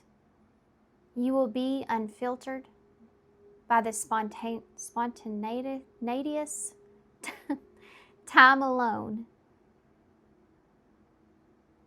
Yeah, I think y'all have already been in this solitude. I think y'all have already gotten to a place to where y'all have already been in this solitude. You've been having this understanding with yourself of how you feel about where you are, what you've been through, the situation, this person. And I think you have a really good mindset. So as far as what you need to know, I mean, that's it. I think that you have a really good mindset going into this.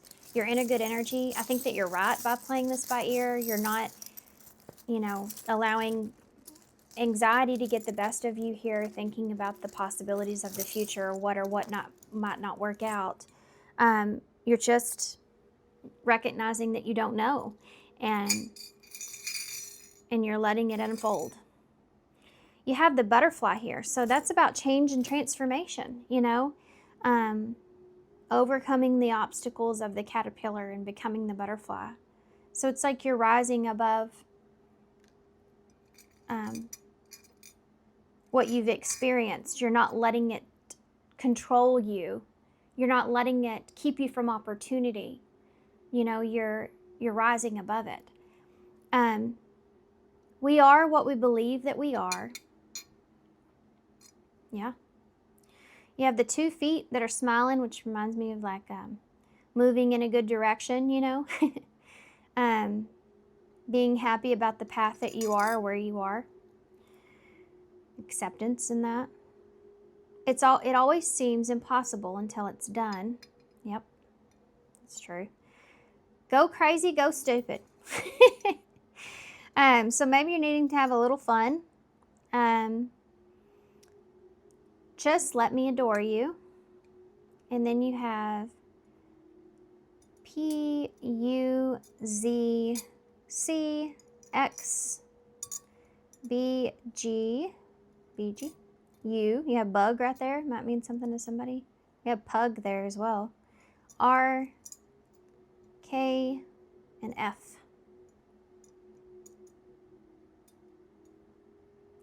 Okay, guys. So I am going to leave you right here. Thank you so much for being here. Thank you for all your love and support and kindness. I hope this helps. Good luck to you guys with this. I always do that. I always mess it up. Good luck to you guys with this, and I hope to see you soon. Bye. Hey, Pile 4. So if you chose the owl, which is my favorite, it's also the number 67. So what do you need to know? Well, owls represent wise, being smart, seeing things from all angles, being ready for the unexpected. This owls are nocturnal, or can be nocturnal. Are all owls nocturnal? I don't know. Hey Siri, are all owls nocturnal? No. Not all owls are nocturnal. Most owls are nocturnal, but some species aren't. Okay. Thank you. Gotcha. So if you didn't know, then now you do. Now you know. That might mean something here, you know? You know, not being able to see someone else's perspective or point of view, like maybe you've been in particular places where someone else hasn't, and so they can't see something the way you see it. You know, there's this back and forth energy with that. The 67 here can be about a balance and like being in alignment with that balance. And I don't know why, but I do feel like because of reading what I just did and that coming into mind with the species and being different, it's like you may see something differently than what most people see, or the way that you feel about things or your perspective of things may be very different from the way most people see these things. You may be butting heads with somebody about this. Okay. With that being said, I'm going to read what this says first. What you need to know. Okay, 67. This is a real short message about the owl. Okay, if I can find it. Didn't want to be found. Pay attention to your inner wisdom. Representing wisdom, intuition, and insight, the owl holds reversed qualities across cultures. Did I say reversed? Reverted. There may be something to do with roles being switched. If the roles were switched, would you see things the same way? Its spiritual energy encourages us to seek deeper insight within ourselves. By embracing the owl's guidance, we tap into our inner knowledge and discern truth, approaching life with curiosity and wonder. So maybe kind of being more curious or seeing something in someone else's point of view or perspective, or maybe someone needs to do that with you. You know, this could just be a storyline of two people. It's telling you to be curious. The owl is pushing you towards being more curious and questioning perhaps your way of thinking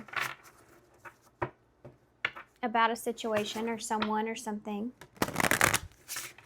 This really feels like a putting yourself in someone else's shoes kind of scenario here. Okay. So this is the Sacred Forest Oracles. We're going to use one of these, and then I have one of another oracle, and then we're going to get into the tarot. So what message do you have here for pile 4 about the owl? What do they need to know?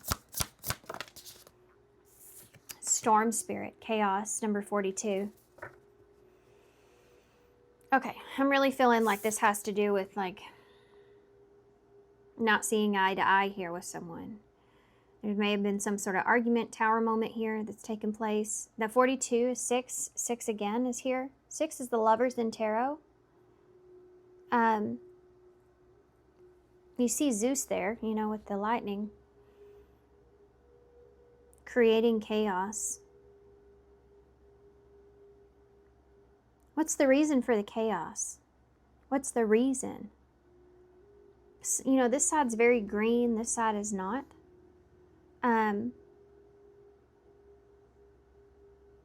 There's an inability for one point, there's an inability for something to grow.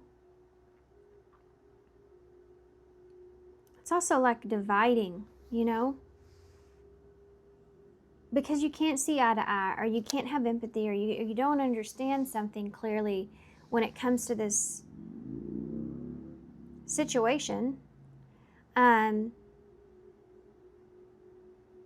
Something may have happened very quickly or sudden with the storm, creating chaos and confusion.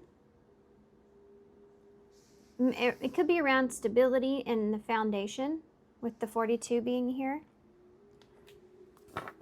What do you need to know? This is the Into the Lonely Woods. And it's going to show me kind of the shadow side to this. And then at the end of your reading, we're going to read out of the book for the advice. What message is for pile 4 about what they need to know about the owl and the storm spirit? What do they need to know? What do you need to know about this chaos? Look at this. Number 16, that's the tower in tarot. And it says a time for healing. It's time to heal a situation. I love this card. It's so pretty. I can't wait to see what that says at the end of your reading. So there's been some sort of tower moment, I feel like, for most of you that's taken place. Looking at every angle, looking at different perspectives, being in someone else's shoes, not being able to see eye to eye, and this is saying it's time for healing. The time to heal the situation has come. The way he has his heart up there in the middle is the white moth. A moth is a representation of a transformation when it comes to the shadow side to yourself. So your insecurities playing out. And I feel like maybe some insecurities played out in some way when it comes to foundation and being defensive and making choices. And this has may resulted in some sort of disagreement or chaos, a divide happening here. And what it's saying here is it's time to heal either from the situation or the situation itself. Because I don't know everybody's circumstance or story. So just take that part how it fits to you. But the whiteness of the moth is a color of purity, starting over, you know, despite the differences that are here. So real excited because we're going to use the Sacred Kingdoms oracles, which I love. This so pretty. So what can you tell me about one more shuffle? I feel like I need to do this. Just one more shuffle here. Okay, feel better. What can you tell me about what pile 4 needs to know? What do they need to know? What does pile 4 need to know? 6, 6, 6, 6 is here. 666 is not a bad number, but since we are talking about something coming from the shadow side with that moth, 6 is about healing and balance. It's also, you know, the tower always feels like destruction or chaos that results in healing and balance. Okay, so that's what we're looking at. You have a 6 of wands. Okay. You have a 7 of cups here. And this high priestess is that owl energy, Pisces energy, the all-knowing. Okay. This all-knowing energy here. So you go from a 6 to a 7. That's a progression.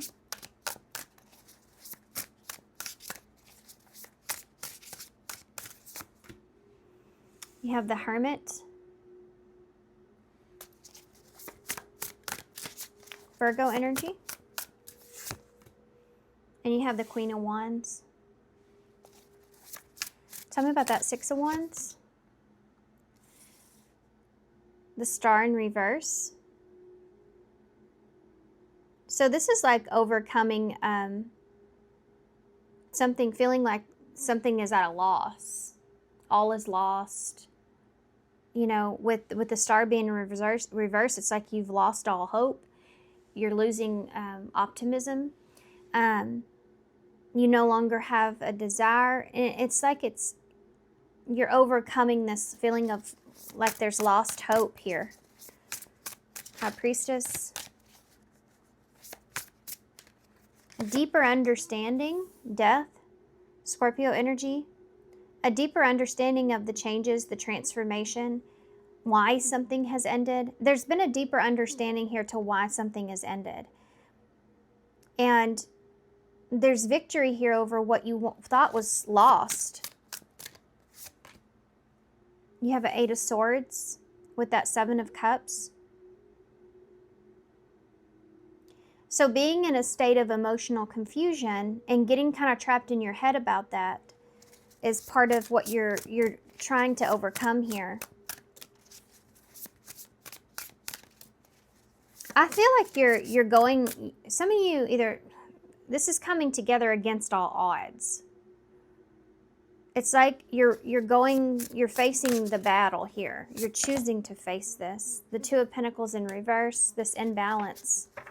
You're trying to listen to your higher self here when it comes to this death energy, this transformation. Something needing to, okay, this is enough. You know, it's kind of like that. Like, this needs to stop. This is enough. There is this like passion and drive that you have about whatever the situation is. The Two of Pentacles in reverse is kind of dropping the ball in something. But overcoming it, overcoming that, the Nine of Cups, has to do with happiness, being satisfied.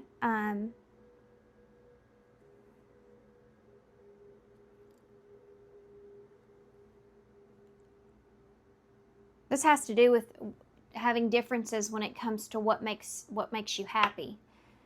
So what makes you happy necessarily doesn't make the other person happy, and what makes them happy necessarily doesn't make make you happy.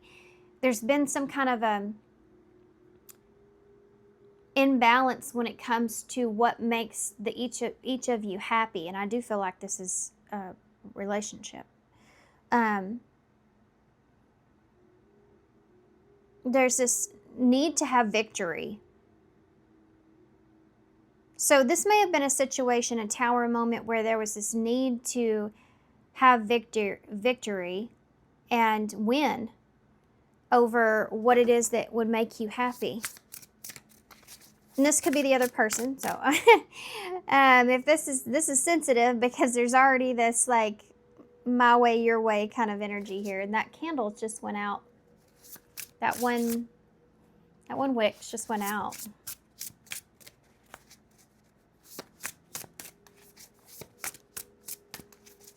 What happened here? This Two of Pentacles in reverse, this Nine of Cups. The Three of Swords in the reverse.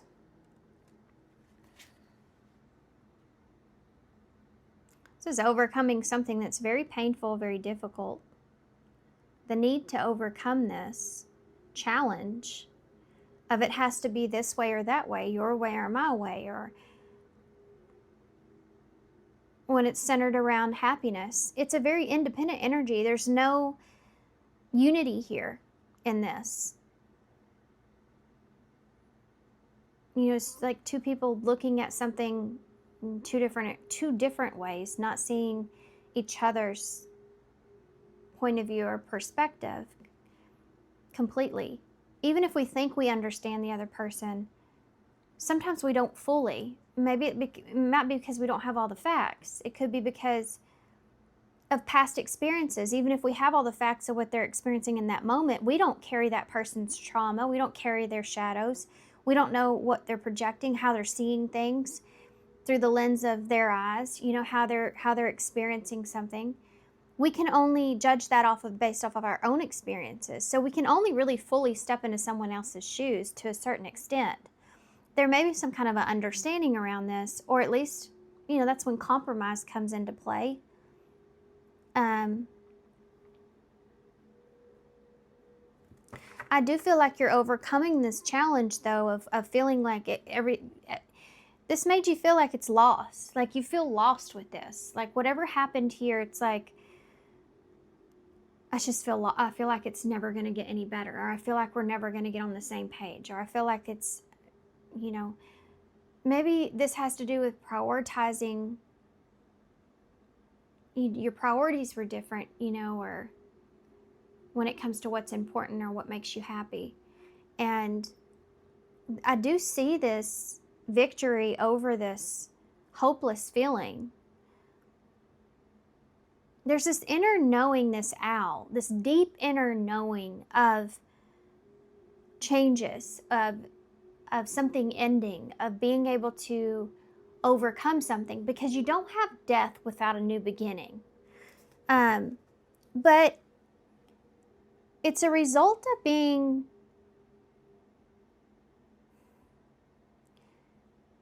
in some kind of a fantasy or illusion of things, or just simply being confused about the choices in front of you, what's real, what's not. This has been a result of that. So like miscommunication, misunderstanding. That Eight of Swords is like being in your head because you feel confused about a situation. You don't know how to take something or someone, taking each other the wrong way. You know, there's so many things with that Seven of Cups and that Eight of Swords. Really, really being in your head. Virgo energy, the Hermit. These cards are so pretty. Empress, Libra, Taurus energy. Oh, this camera doesn't even do them justice. They're so shiny. They have this really pretty blue color. I like the blue and the black contrast. Anyway. Back to your reading. Maybe you get distracted or someone gets distracted. This may be something you're understanding about yourself. Or someone is. The Hermit and the Empress is going deep within and trying to truly understand how something is got to where it is. How did this grow into this? What is it that I truly want? How can I turn this around? You know, what do I deserve? What do they deserve? You know, all of this stuff. This is, you're going within to understand the Empress, and that's the Empress. She's, you know, about growth and expansion and what you want to nourish and what's important. Why is this Queen of Wands here? The Page of Swords. So that's communication with this Queen of Wands. This is like communicating what your desire is, what you want. You've done the introspection. You know that you've been emotionally confused or it's been chaotic. This whole situation has led to this changed way of thinking, not only to better you in this situation with this other person, but also to better just you in general, where you're more capable of having empathy or fully understanding things. This is like a situation that helps you in other connections or areas in your life. You learned something here about yourself. What'd you learn about yourself?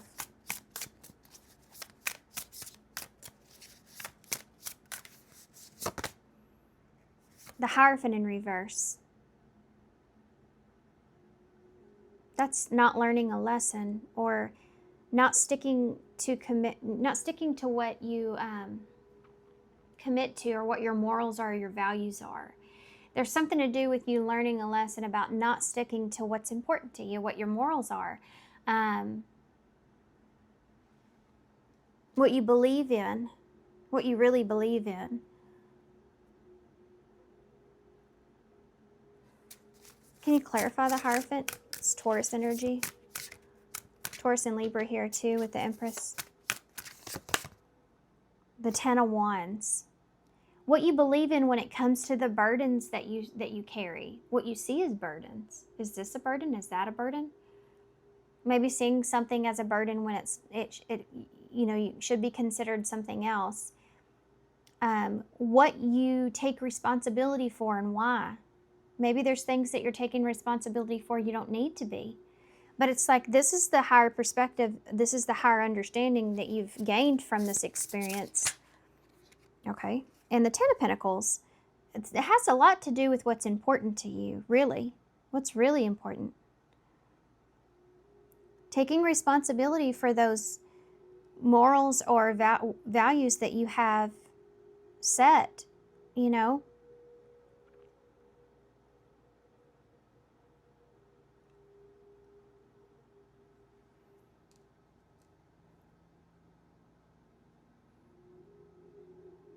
Interesting. Okay, what is death in the High Priestess? Tell me about that. The Six of Pentacles. There's your other six. Equal give and take. And the Six of Pentacles is really about being generous. It's about offering more to someone that's in need. This may be something that's coming to an end here with death. This higher understanding of something needing to come to an end, where there's a lack of give and take, someone giving more than the other, you know. That needs to change. Why is this higher understanding of that? Why is the Eight of Swords here with the Seven of Cups? Strength in reverse. Feeling very vulnerable emotionally is something that's here. Not feeling like you have enough in strength to overcome something, because it's just, if you start to feel vulnerable about something, then you start to really, like, that's when misunderstandings take place. You start to feel unsafe. You start to feel impatient. And there may have been perhaps an impatience from this. This is like understanding why someone else felt a certain way and why that perhaps put them in their Eight of Swords in their head, to where it could have caused some issues. And this could be you I'm reading, but that's Leo energy.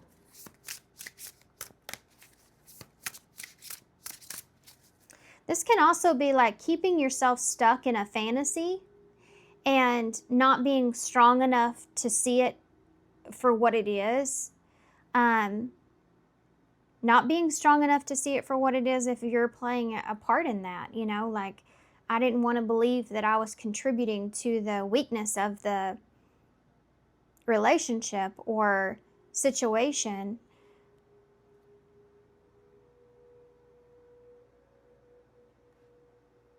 So there's different angles to this, which is the Seven of Cups. You know, it's going, the Seven of Cups is a dreamy energy. It's about fantasy and illusion and all that.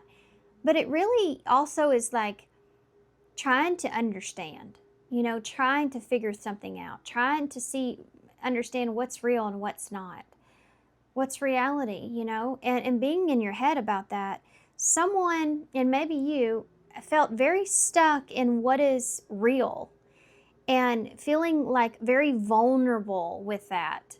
Not feeling like they could trust a situation because there wasn't an equal give and take, which could have perhaps led to a lot of chaos or misunderstandings, or even some sort of ending here with death.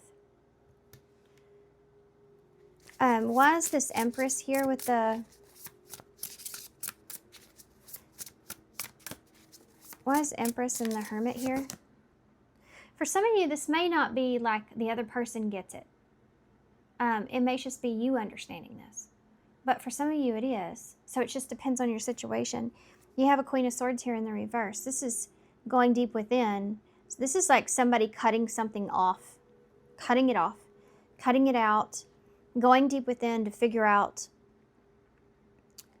what's important here. What's going to grow here. Nurturing oneself. Doing that deep soul searching.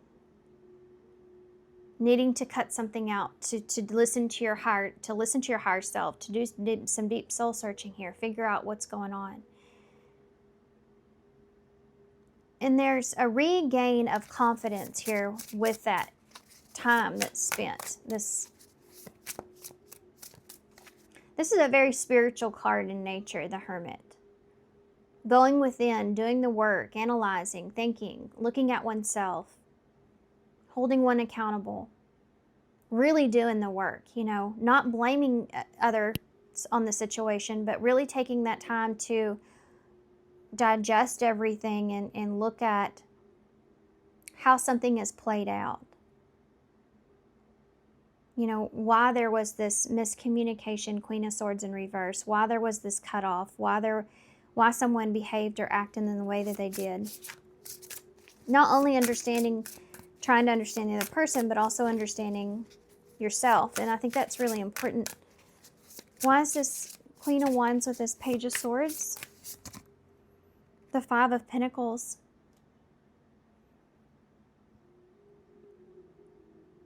What is the Page of Swords? Because this is an energy of feeling abandoned. Missing someone. You know, missing someone or something. Why is this Page of Swords here? This could be a message for some of you. This could be someone spying on someone else. You have a Seven of Swords here. Trying to figure out if someone is missing the other. Queen of Wands is Sagittarius energy. Could be Leo, Aries. With that Seven of Swords being there. Yeah, there's someone here, I feel like there's a sneaky energy about trying to figure out someone else. The Queen of Wands is someone that has, like, she's very open, or she's confident. There's something about her where she's social or she's open. So there may be some spying here going on, trying to figure out, being strategic about this. Why? Temperance. Sagittarius here again. Wanting to balance the situation out, wanting to see if something is, if someone's going to be fair or balanced or compromise, or willing to compromise. The Eight of Pentacles in reverse, willing to work out a situation. Someone, are they going to be willing to work this out?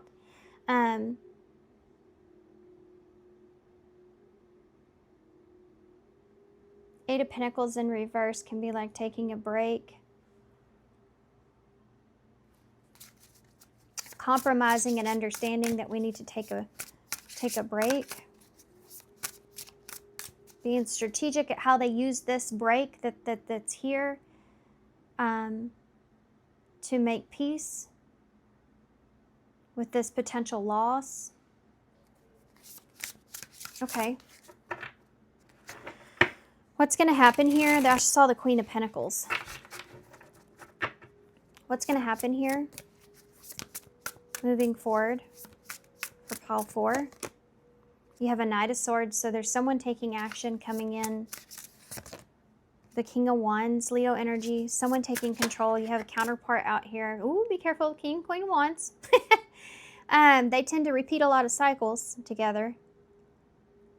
King and Queen of Wands. These are two individuals that have a lot of passion for one another. There's a lot of chemistry there. And it's very fun. There's an attraction there. Crazy attraction, you know. The chemistry is just, you know, hard to describe, I guess. There's a lot of, it's like really loving someone else's ability to, like, what you see in that person, like really what you see in them, not just by appearance, even though they are very attractive and attractive to each other. It's also by the chemistry that you feel, because you connect in a way of where you see each other, you feel a lot about yourselves the same. But they also tend to fight a lot. You know, because there is a lot, because all that passion and all that chemistry and stuff, there's a flip side to that. And it's two fire energies, you know, so when you get together, that's explosive, right? So there's this understanding here, someone taking action, and this King of Wands energy is feeling confident enough to take that action, I guess, you know. The Four of Pentacles in reverse, letting their guard down. Someone's letting their guard down, opening up. Queen of Cups in the reverse. So you have a king and queen, but this Queen of Cups in reverse is very closed off emotionally, like she has her back turned. She's within her shell. She's in her protective energy, protective mode. Tell me more about that Knight of Swords. The Three of Cups in reverse. This is someone's taking action when it comes to the distance, the gap, the gossip or the misunderstanding. You know, the Three of Cups, the lack of trust. This trust is here. Someone's taking action around this. With this King of Wands, it's someone that's taking the lead or stepping in a place of controlling the situation. Two of Swords in reverse. This is someone that may feel like they don't have any other choice. I don't know why that is. Why is that? The Eight of Cups, because they may feel like the other person's walking away. Why is the Four of Pentacles here in reverse? The Moon in reverse. Cancer, Pisces energy. This is things being revealed. So someone's letting their guard down here. I feel like it's the King of Wands, because he's the one in upright and the one taking action. But the Queen of Cups, Cancer energy, has her back turned, so we'll figure out why that is. This is someone that may feel like they need to be vulnerable and open up, expose some truth here, because this Queen of Cups is the only way the Queen of Cups will open up. Is if someone is being vulnerable, that's where she feels safe. She is an emotional being. She has to feel safe. If someone else is opening up and being vulnerable, that in her eyes is feeling safe with someone. So if you feel safe with someone enough to open up, then for her, I mean, that's like, okay, I can trust that. Vulnerability, I can trust being vulnerable. I know what that feels like. I know what that is. You know, it's representation of the crab carrying that shell around, being able to go back inside the shell every time it feels afraid, but knowing what it feels like to come out of the shell and feel very, very vulnerable. What is the Queen? What is being revealed with the Moon? Tell me more about that. The Tower in reverse. Things going wrong. There's the Tower. I'm not surprised, right? Scorpio energy. What's going wrong? The storm that's taking place. What about that? What happened even? The Ten of Swords. Someone's opening up about a betrayal or how they feel, feeling betrayed, feeling hurt, feeling in pain. Something going on in their world. The Devil. Capricorn energy. This can be like someone kind of obsessing around a betrayal or an ending. Guilt, you know, being a part of that. Capricorn with that, the Devil, with the Ten of Swords and the Tower in reverse. If this is something being revealed, it's someone's shadow behavior being revealed, causing an ending or a painful betrayal. And someone letting their guard down around this, opening up here emotionally about this. It's like the only way. They know that this is the only way. They feel like they don't have any choice here because someone else is walking away. Why is the Queen of Cups in the reverse? This is about what's going to happen, so keep that in mind. Oh, I should smell tannin lotion. Like tropically, you know, like what's the smell? Coconut or something. Anyways, to me that's like being prepared for something. You have a Five of Swords, and I pulled the Five of Swords as I say that. So being prepared for disagreement. This is representing, you know, the Queen of Wands having her back turned here because of this betrayal, feeling betrayed, feeling hurt. What's going to happen here? She has her back turned in this picture too. What is this Five of Swords? Page of Wands in the reverse. This is having to deal with something that was said or having to hear something you don't want to have to hear.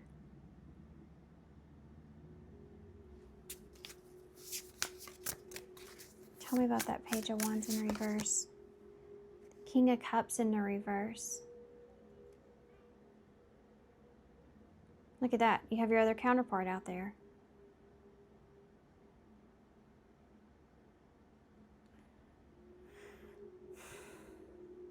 This can be not being able to trust someone's emotions.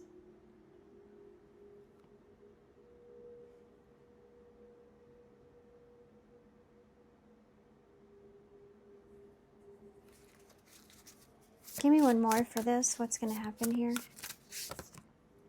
The Ace of Swords.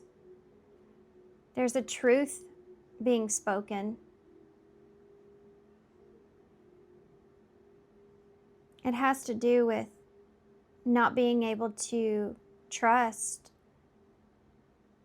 someone's emotions because of a betrayal.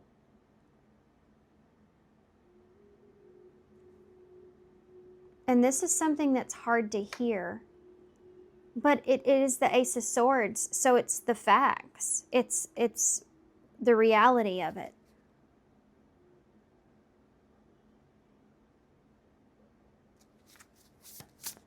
What's the conclusion of this? The Ten of Cups in reverse flipped out almost immediately.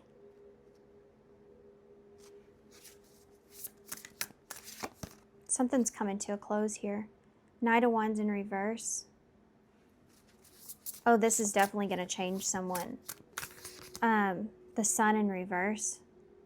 There is a disappointment here because the truth and the reality of it is because of this betrayal or sense of loss, conflict.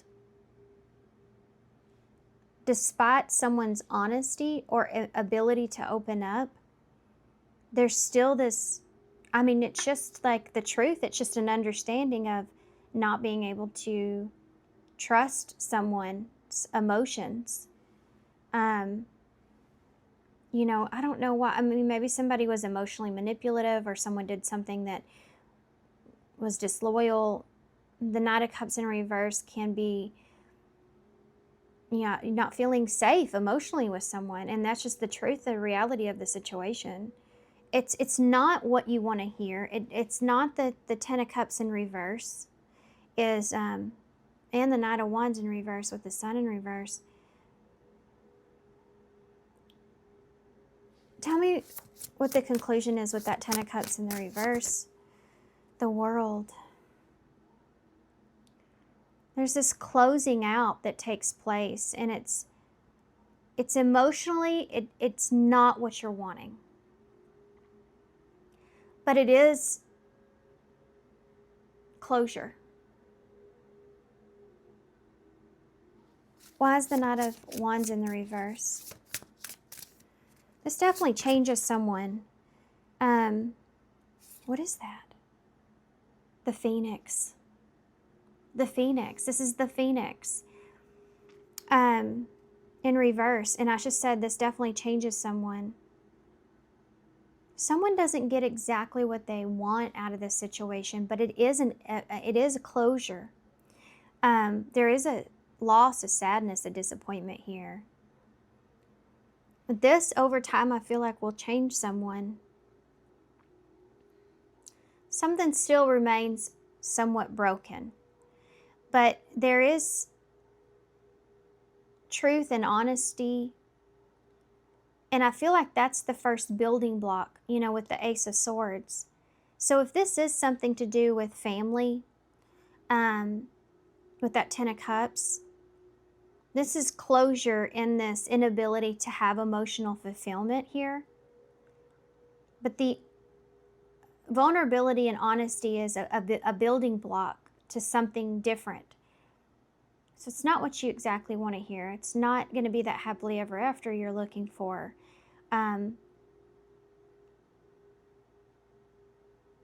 This is the inability for someone to change that needs to. And I think this is like having to go through this disappointment in order to finally kind of become the Phoenix. Leo energy with the Sun. Yeah, the Hanged Man in reverse.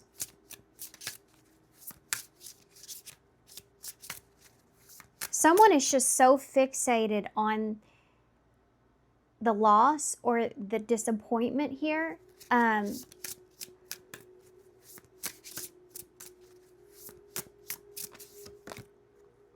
Ace of Wands in reverse. It leaves like yet to be desired, you know, like is what popped in my head. It leaves like there a lack of desire to want to start again, to want to, this is what leads to someone, I feel like they're a change. This is kind of sad. Like I almost want to cry. Like it's right there in my throat. Because the 10 to the Ace, there is this closure, something not coming together in the way that you want it to, and a disappointment and sadness around that, and not understanding, and a lot of confusion following this, you know. But all of this, it leads to a lack of wanting, like desiring anything else. And it's almost like Spirit kind of puts the stop to a particular behavior or mindset with this disappointment. So it changes someone. It changes someone to what? The Queen of Pentacles. It creates an opportunity for someone to be more grounded, for someone to get out of this Knight of Wands in reverse. This could be somebody that just, I mean, it could be a multitude of things, but this could be somebody that just acts out of impulse, or it's just like a behavior thing, you know, and it's something that they've not changed. You know, maybe there's this giving and giving and giving, and then finally that Queen of Swords in reverse, this gets cut off or cut out. It's forcing someone else to like look at themselves, and some changes that they need to make. And that's what you see here. And it creates this from this disappointment, you know, kind of from the ashes, the phoenix will rise. It creates this, well, I don't want to look at anything else, or I don't want to think about anything else, or I just don't have desire like I did before. It makes somebody sit in this energy and think, and it leads to an understanding with that Queen of Pentacles. It leads to a sense of becoming more calm, becoming more grounded. The Five of Wands in the reverse. Yeah. Being in a place, it changes them completely, I feel. It's someone that no longer wants to have this chaos in their life. The Wheel of Fortune. Change. Almost done, baby. I do want to tell you that. What month is it? What month is it? It's July now. July, and what day is it? What day? The date? Yeah. Today's Sunday. Okay, and how many days do I get paid? You got a week. A week? Yeah, we'll talk about it when I'm done, okay? I'm almost done. I think I have like 5 days. Okay, baby, I'm almost done, okay? Okay, thank you. So sorry, guys. That might have meant something to somebody, though, you know. Waiting period or something. This Wheel of Fortune is what I've been talking about, the change. It's faded. You know, this whole thing was faded. And the Six of Cups. Started with 6, we're ending with 6. Six of Cups is over time and with time, you get back to this place here of healing. Six of Cups is a very healing energy. It's where you have this longevity that you experienced with someone or a situation, and you have all these memories, you know, you have all this, like you want to be generous with someone that you share these memories with, this bond or this friendship here, this relationship. This is like knowing someone for a very long time with that Six of Cups. it's fated to kind of like come back together in this way. But someone is going through a significant change due to this disappointment. But things will change. Tell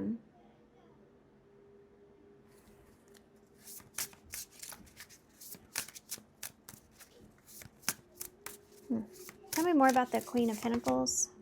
There's the Chariot, Cancer energy. Have a Taurus there too. Tell me about the Five of Wands in the reverse. The Knight of Cups in the reverse. This is overcoming your emotions. I'm sorry that y'all can hear my kids right there by my door. Like they couldn't go anywhere else in the house. They have to be right there. But see how they're arguing? They're arguing about the dogs and where the dogs need to go. One of them wants one in their room. They're fighting over the same dog. Oh, good, it's ended. Y'all may have had something like that go on here. That Five of Wands in the reverse with that Knight of Cups is going your separate ways, really. Having to go your separate ways. But you see in this Knight of Cups is a lot different too, because there's a mirror on the wall. It's like looking at yourself here. That Chariot energy's basically like getting yourself to a good place, you know. Wheel of Fortune. You have a King of Swords. Six of Cups. The Knight of Pentacles. I can say this does turn into gradually getting better or a different place, being in a good place. Going in separate directions is definitely something that's here, though, for some of you. Yeah, the Six of Swords. Transitioning, going through changes, going in separate directions.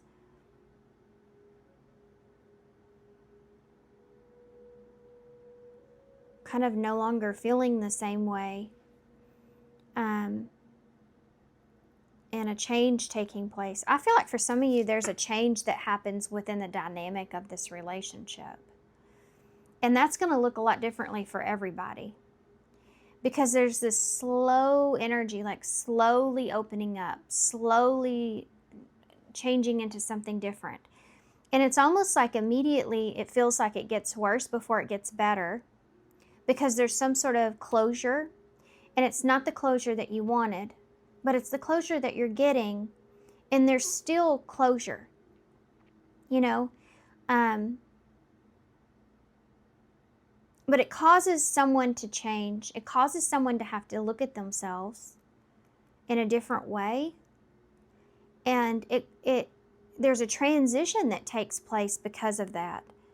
It's like going from this knight to this king.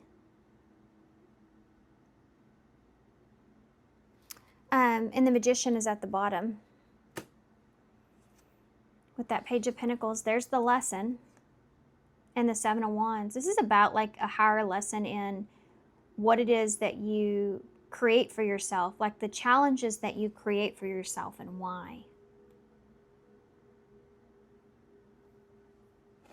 Interesting. Let's see what the future holds here for you. Gemini, Virgo there at the bottom.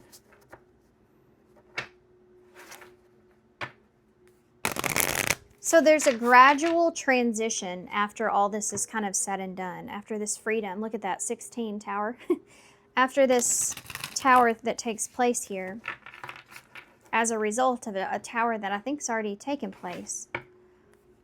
There is a conclusion. There's empathy. And change that takes place that's like fated with that King of Swords, Aquarius energy, with that Wheel of Fortune. It's like just having this deeper understanding or knowing that this is the way that something's meant to be.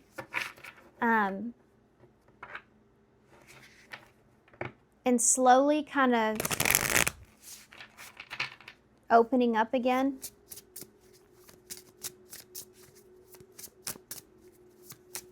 Because of the memories that you have here, you know, that Six of Cups, because of the longevity. This could even represent children or knowing someone for such a long time. This is like slowly moving towards forgiveness. It's actually really beautiful at the end of it. I just feel like there's like this obstacle that you have to, like a bump you have to go over. And it's not something that you didn't want that bump to be there, but it is, you know? What's going to happen? What can you expect in the future from this? String. So you may have some attachment, like, to this person.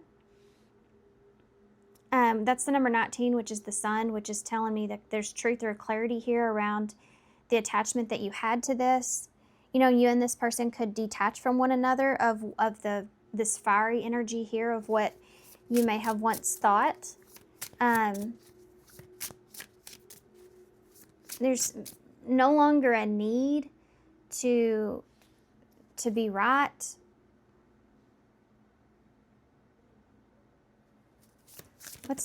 Okay. Spies here, the number 15. We did say that here earlier. That's the devil in tarot. There is this detachment that's here. And this confusion here around the ending. So somebody goes through this before they get through the change. This really is the next obstacle that's here. Yeah, codependency is at the bottom with number 32. Breaking free from that is what's here. Yeah, soul contract and support and influence. This is someone that was, you may have felt codependent on, a soulmate connection or you developed this over time in some way, the supportive energy here. But there's this detaching from this need to have someone. And I feel like it's moving more into a want to have someone and understanding the dynamics of that. I also feel like in the near future, this may be something that's difficult because you're going through this period of detachment. And there may be this spying or wondering or curiosity about this. And confusion around the ending and how things ended, why things ended. You know, we saw that earlier. That's just what someone's going to be facing here next. Let's see what questions you should ask yourself, and then we'll get a card for advice and close, because y'all's reading was a lot longer, I feel like, than the others. What question should you ask yourself? Who or what defines the contents of my life? There's someone here that needs to change or grow in some kind of way in order to like have a higher perspective or understanding. You know, I talked about this in the beginning with the owl about life experiences and seeing things differently and projecting and all this other stuff. And I think that you and this person may be very different when it comes to that. So you have a hard time really fully stepping into the other person's shoes because of the experiences that you have are so different. You definitely aren't seeing things in the same way. And there's someone here that actually goes through this disappointment that's here that causes them to kind of have a different understanding about themselves. They're kind of forced into it in a way to change or to see themselves differently. Or it's like what they thought they once wanted and how they were, because of this significant disappointment, that's no longer important. And now they're more focused on that Queen of Pentacles with what is important,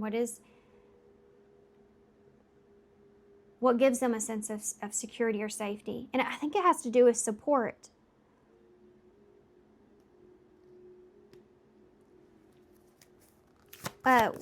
What other questions should pile 4 be asking themselves?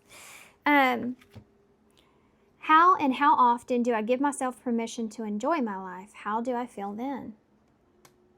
Yeah. What was I intended to do in this life? Good questions. Okay, let's read your card here.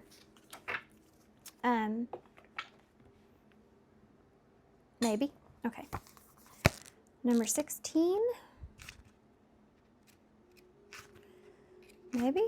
Somewhere. Okay, here we go. A time for healing.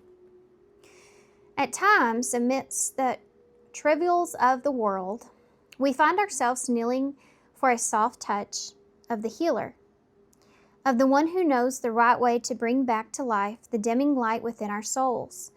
The healer's touch may feel far from you, but if you take a moment and allow the ancient ones to come to you, you will feel a tender hand upon your brow, offering you the energy of the universe. Allow yourself to be restored by this ancient form of blessings and healing, even in human hands, as far away as now. Imagine, close those weary eyes, know that ancient ones are with you, and let them reweave the fibers of light that make you into the being of radiance that you so truly are. Someone has kind of lost themselves here, I feel. I feel like someone doesn't realize it or know it or see it. But I think they kind of have with that devil being there. I don't think they know it or see it until it comes to this full closure or ending here either, this disappointment. It takes that for this person to see, like, how they've kind of lost themselves in the devil, you know, towards, you know, temptations or material things or just the devil energy, you know. It's all temporary things, lustful feelings, you know, it's all that temporary things. It takes this loss for someone to realize that's not what they really want, and then they want to change that behavior. They want to have something stable and safe and secure and meaningful. But they don't see this in themselves until this loss takes place. It's pretty significant understanding that I'm getting from this. And this is why your reading's so long. Because it's so profound, it's hard to describe. It's almost like someone has to go through more confusion before they reach that point, but they have to find themselves. Look at this. Be the real you, and it's the number 6. Yeah, this is causing this person to look deeper within themselves, find themselves, be real with themselves, be real with who they are, what they really want. Your greatest power comes from being who you truly are. Don't let anyone sway you from expressing your authentic self. Okay. Hope this reading made sense. Thank y'all for sticking around if you did. This was a long one. And you have the turtle, so like, you know, slowly kind of going with the flow of things, or having to really just go with the flow of things. I'm not a morning person. This says, don't let your happiness depend on something that you may lose. Yeah, that's that like devilish energy I talked about. You know, the devil represents everything. The devil shows you is temporary. There's no substance to it. Someone's getting a different understanding of that. You have Dunkin' Donuts coffee, so that might be important, which is funny to me. Coffee's a temporary fix as well. You have V, E, N, M or W, Q, P, and D. Okay, guys. Whew. I hope you enjoyed this. I hope this makes sense. I hope this helps. Good luck to you guys. I'm going to go try to get this uploaded fast. And, yeah. Sending you all the love and light. And thanks so much for being here. Thanks for your love and your kindness, of course. And I hope to see you soon. Bye.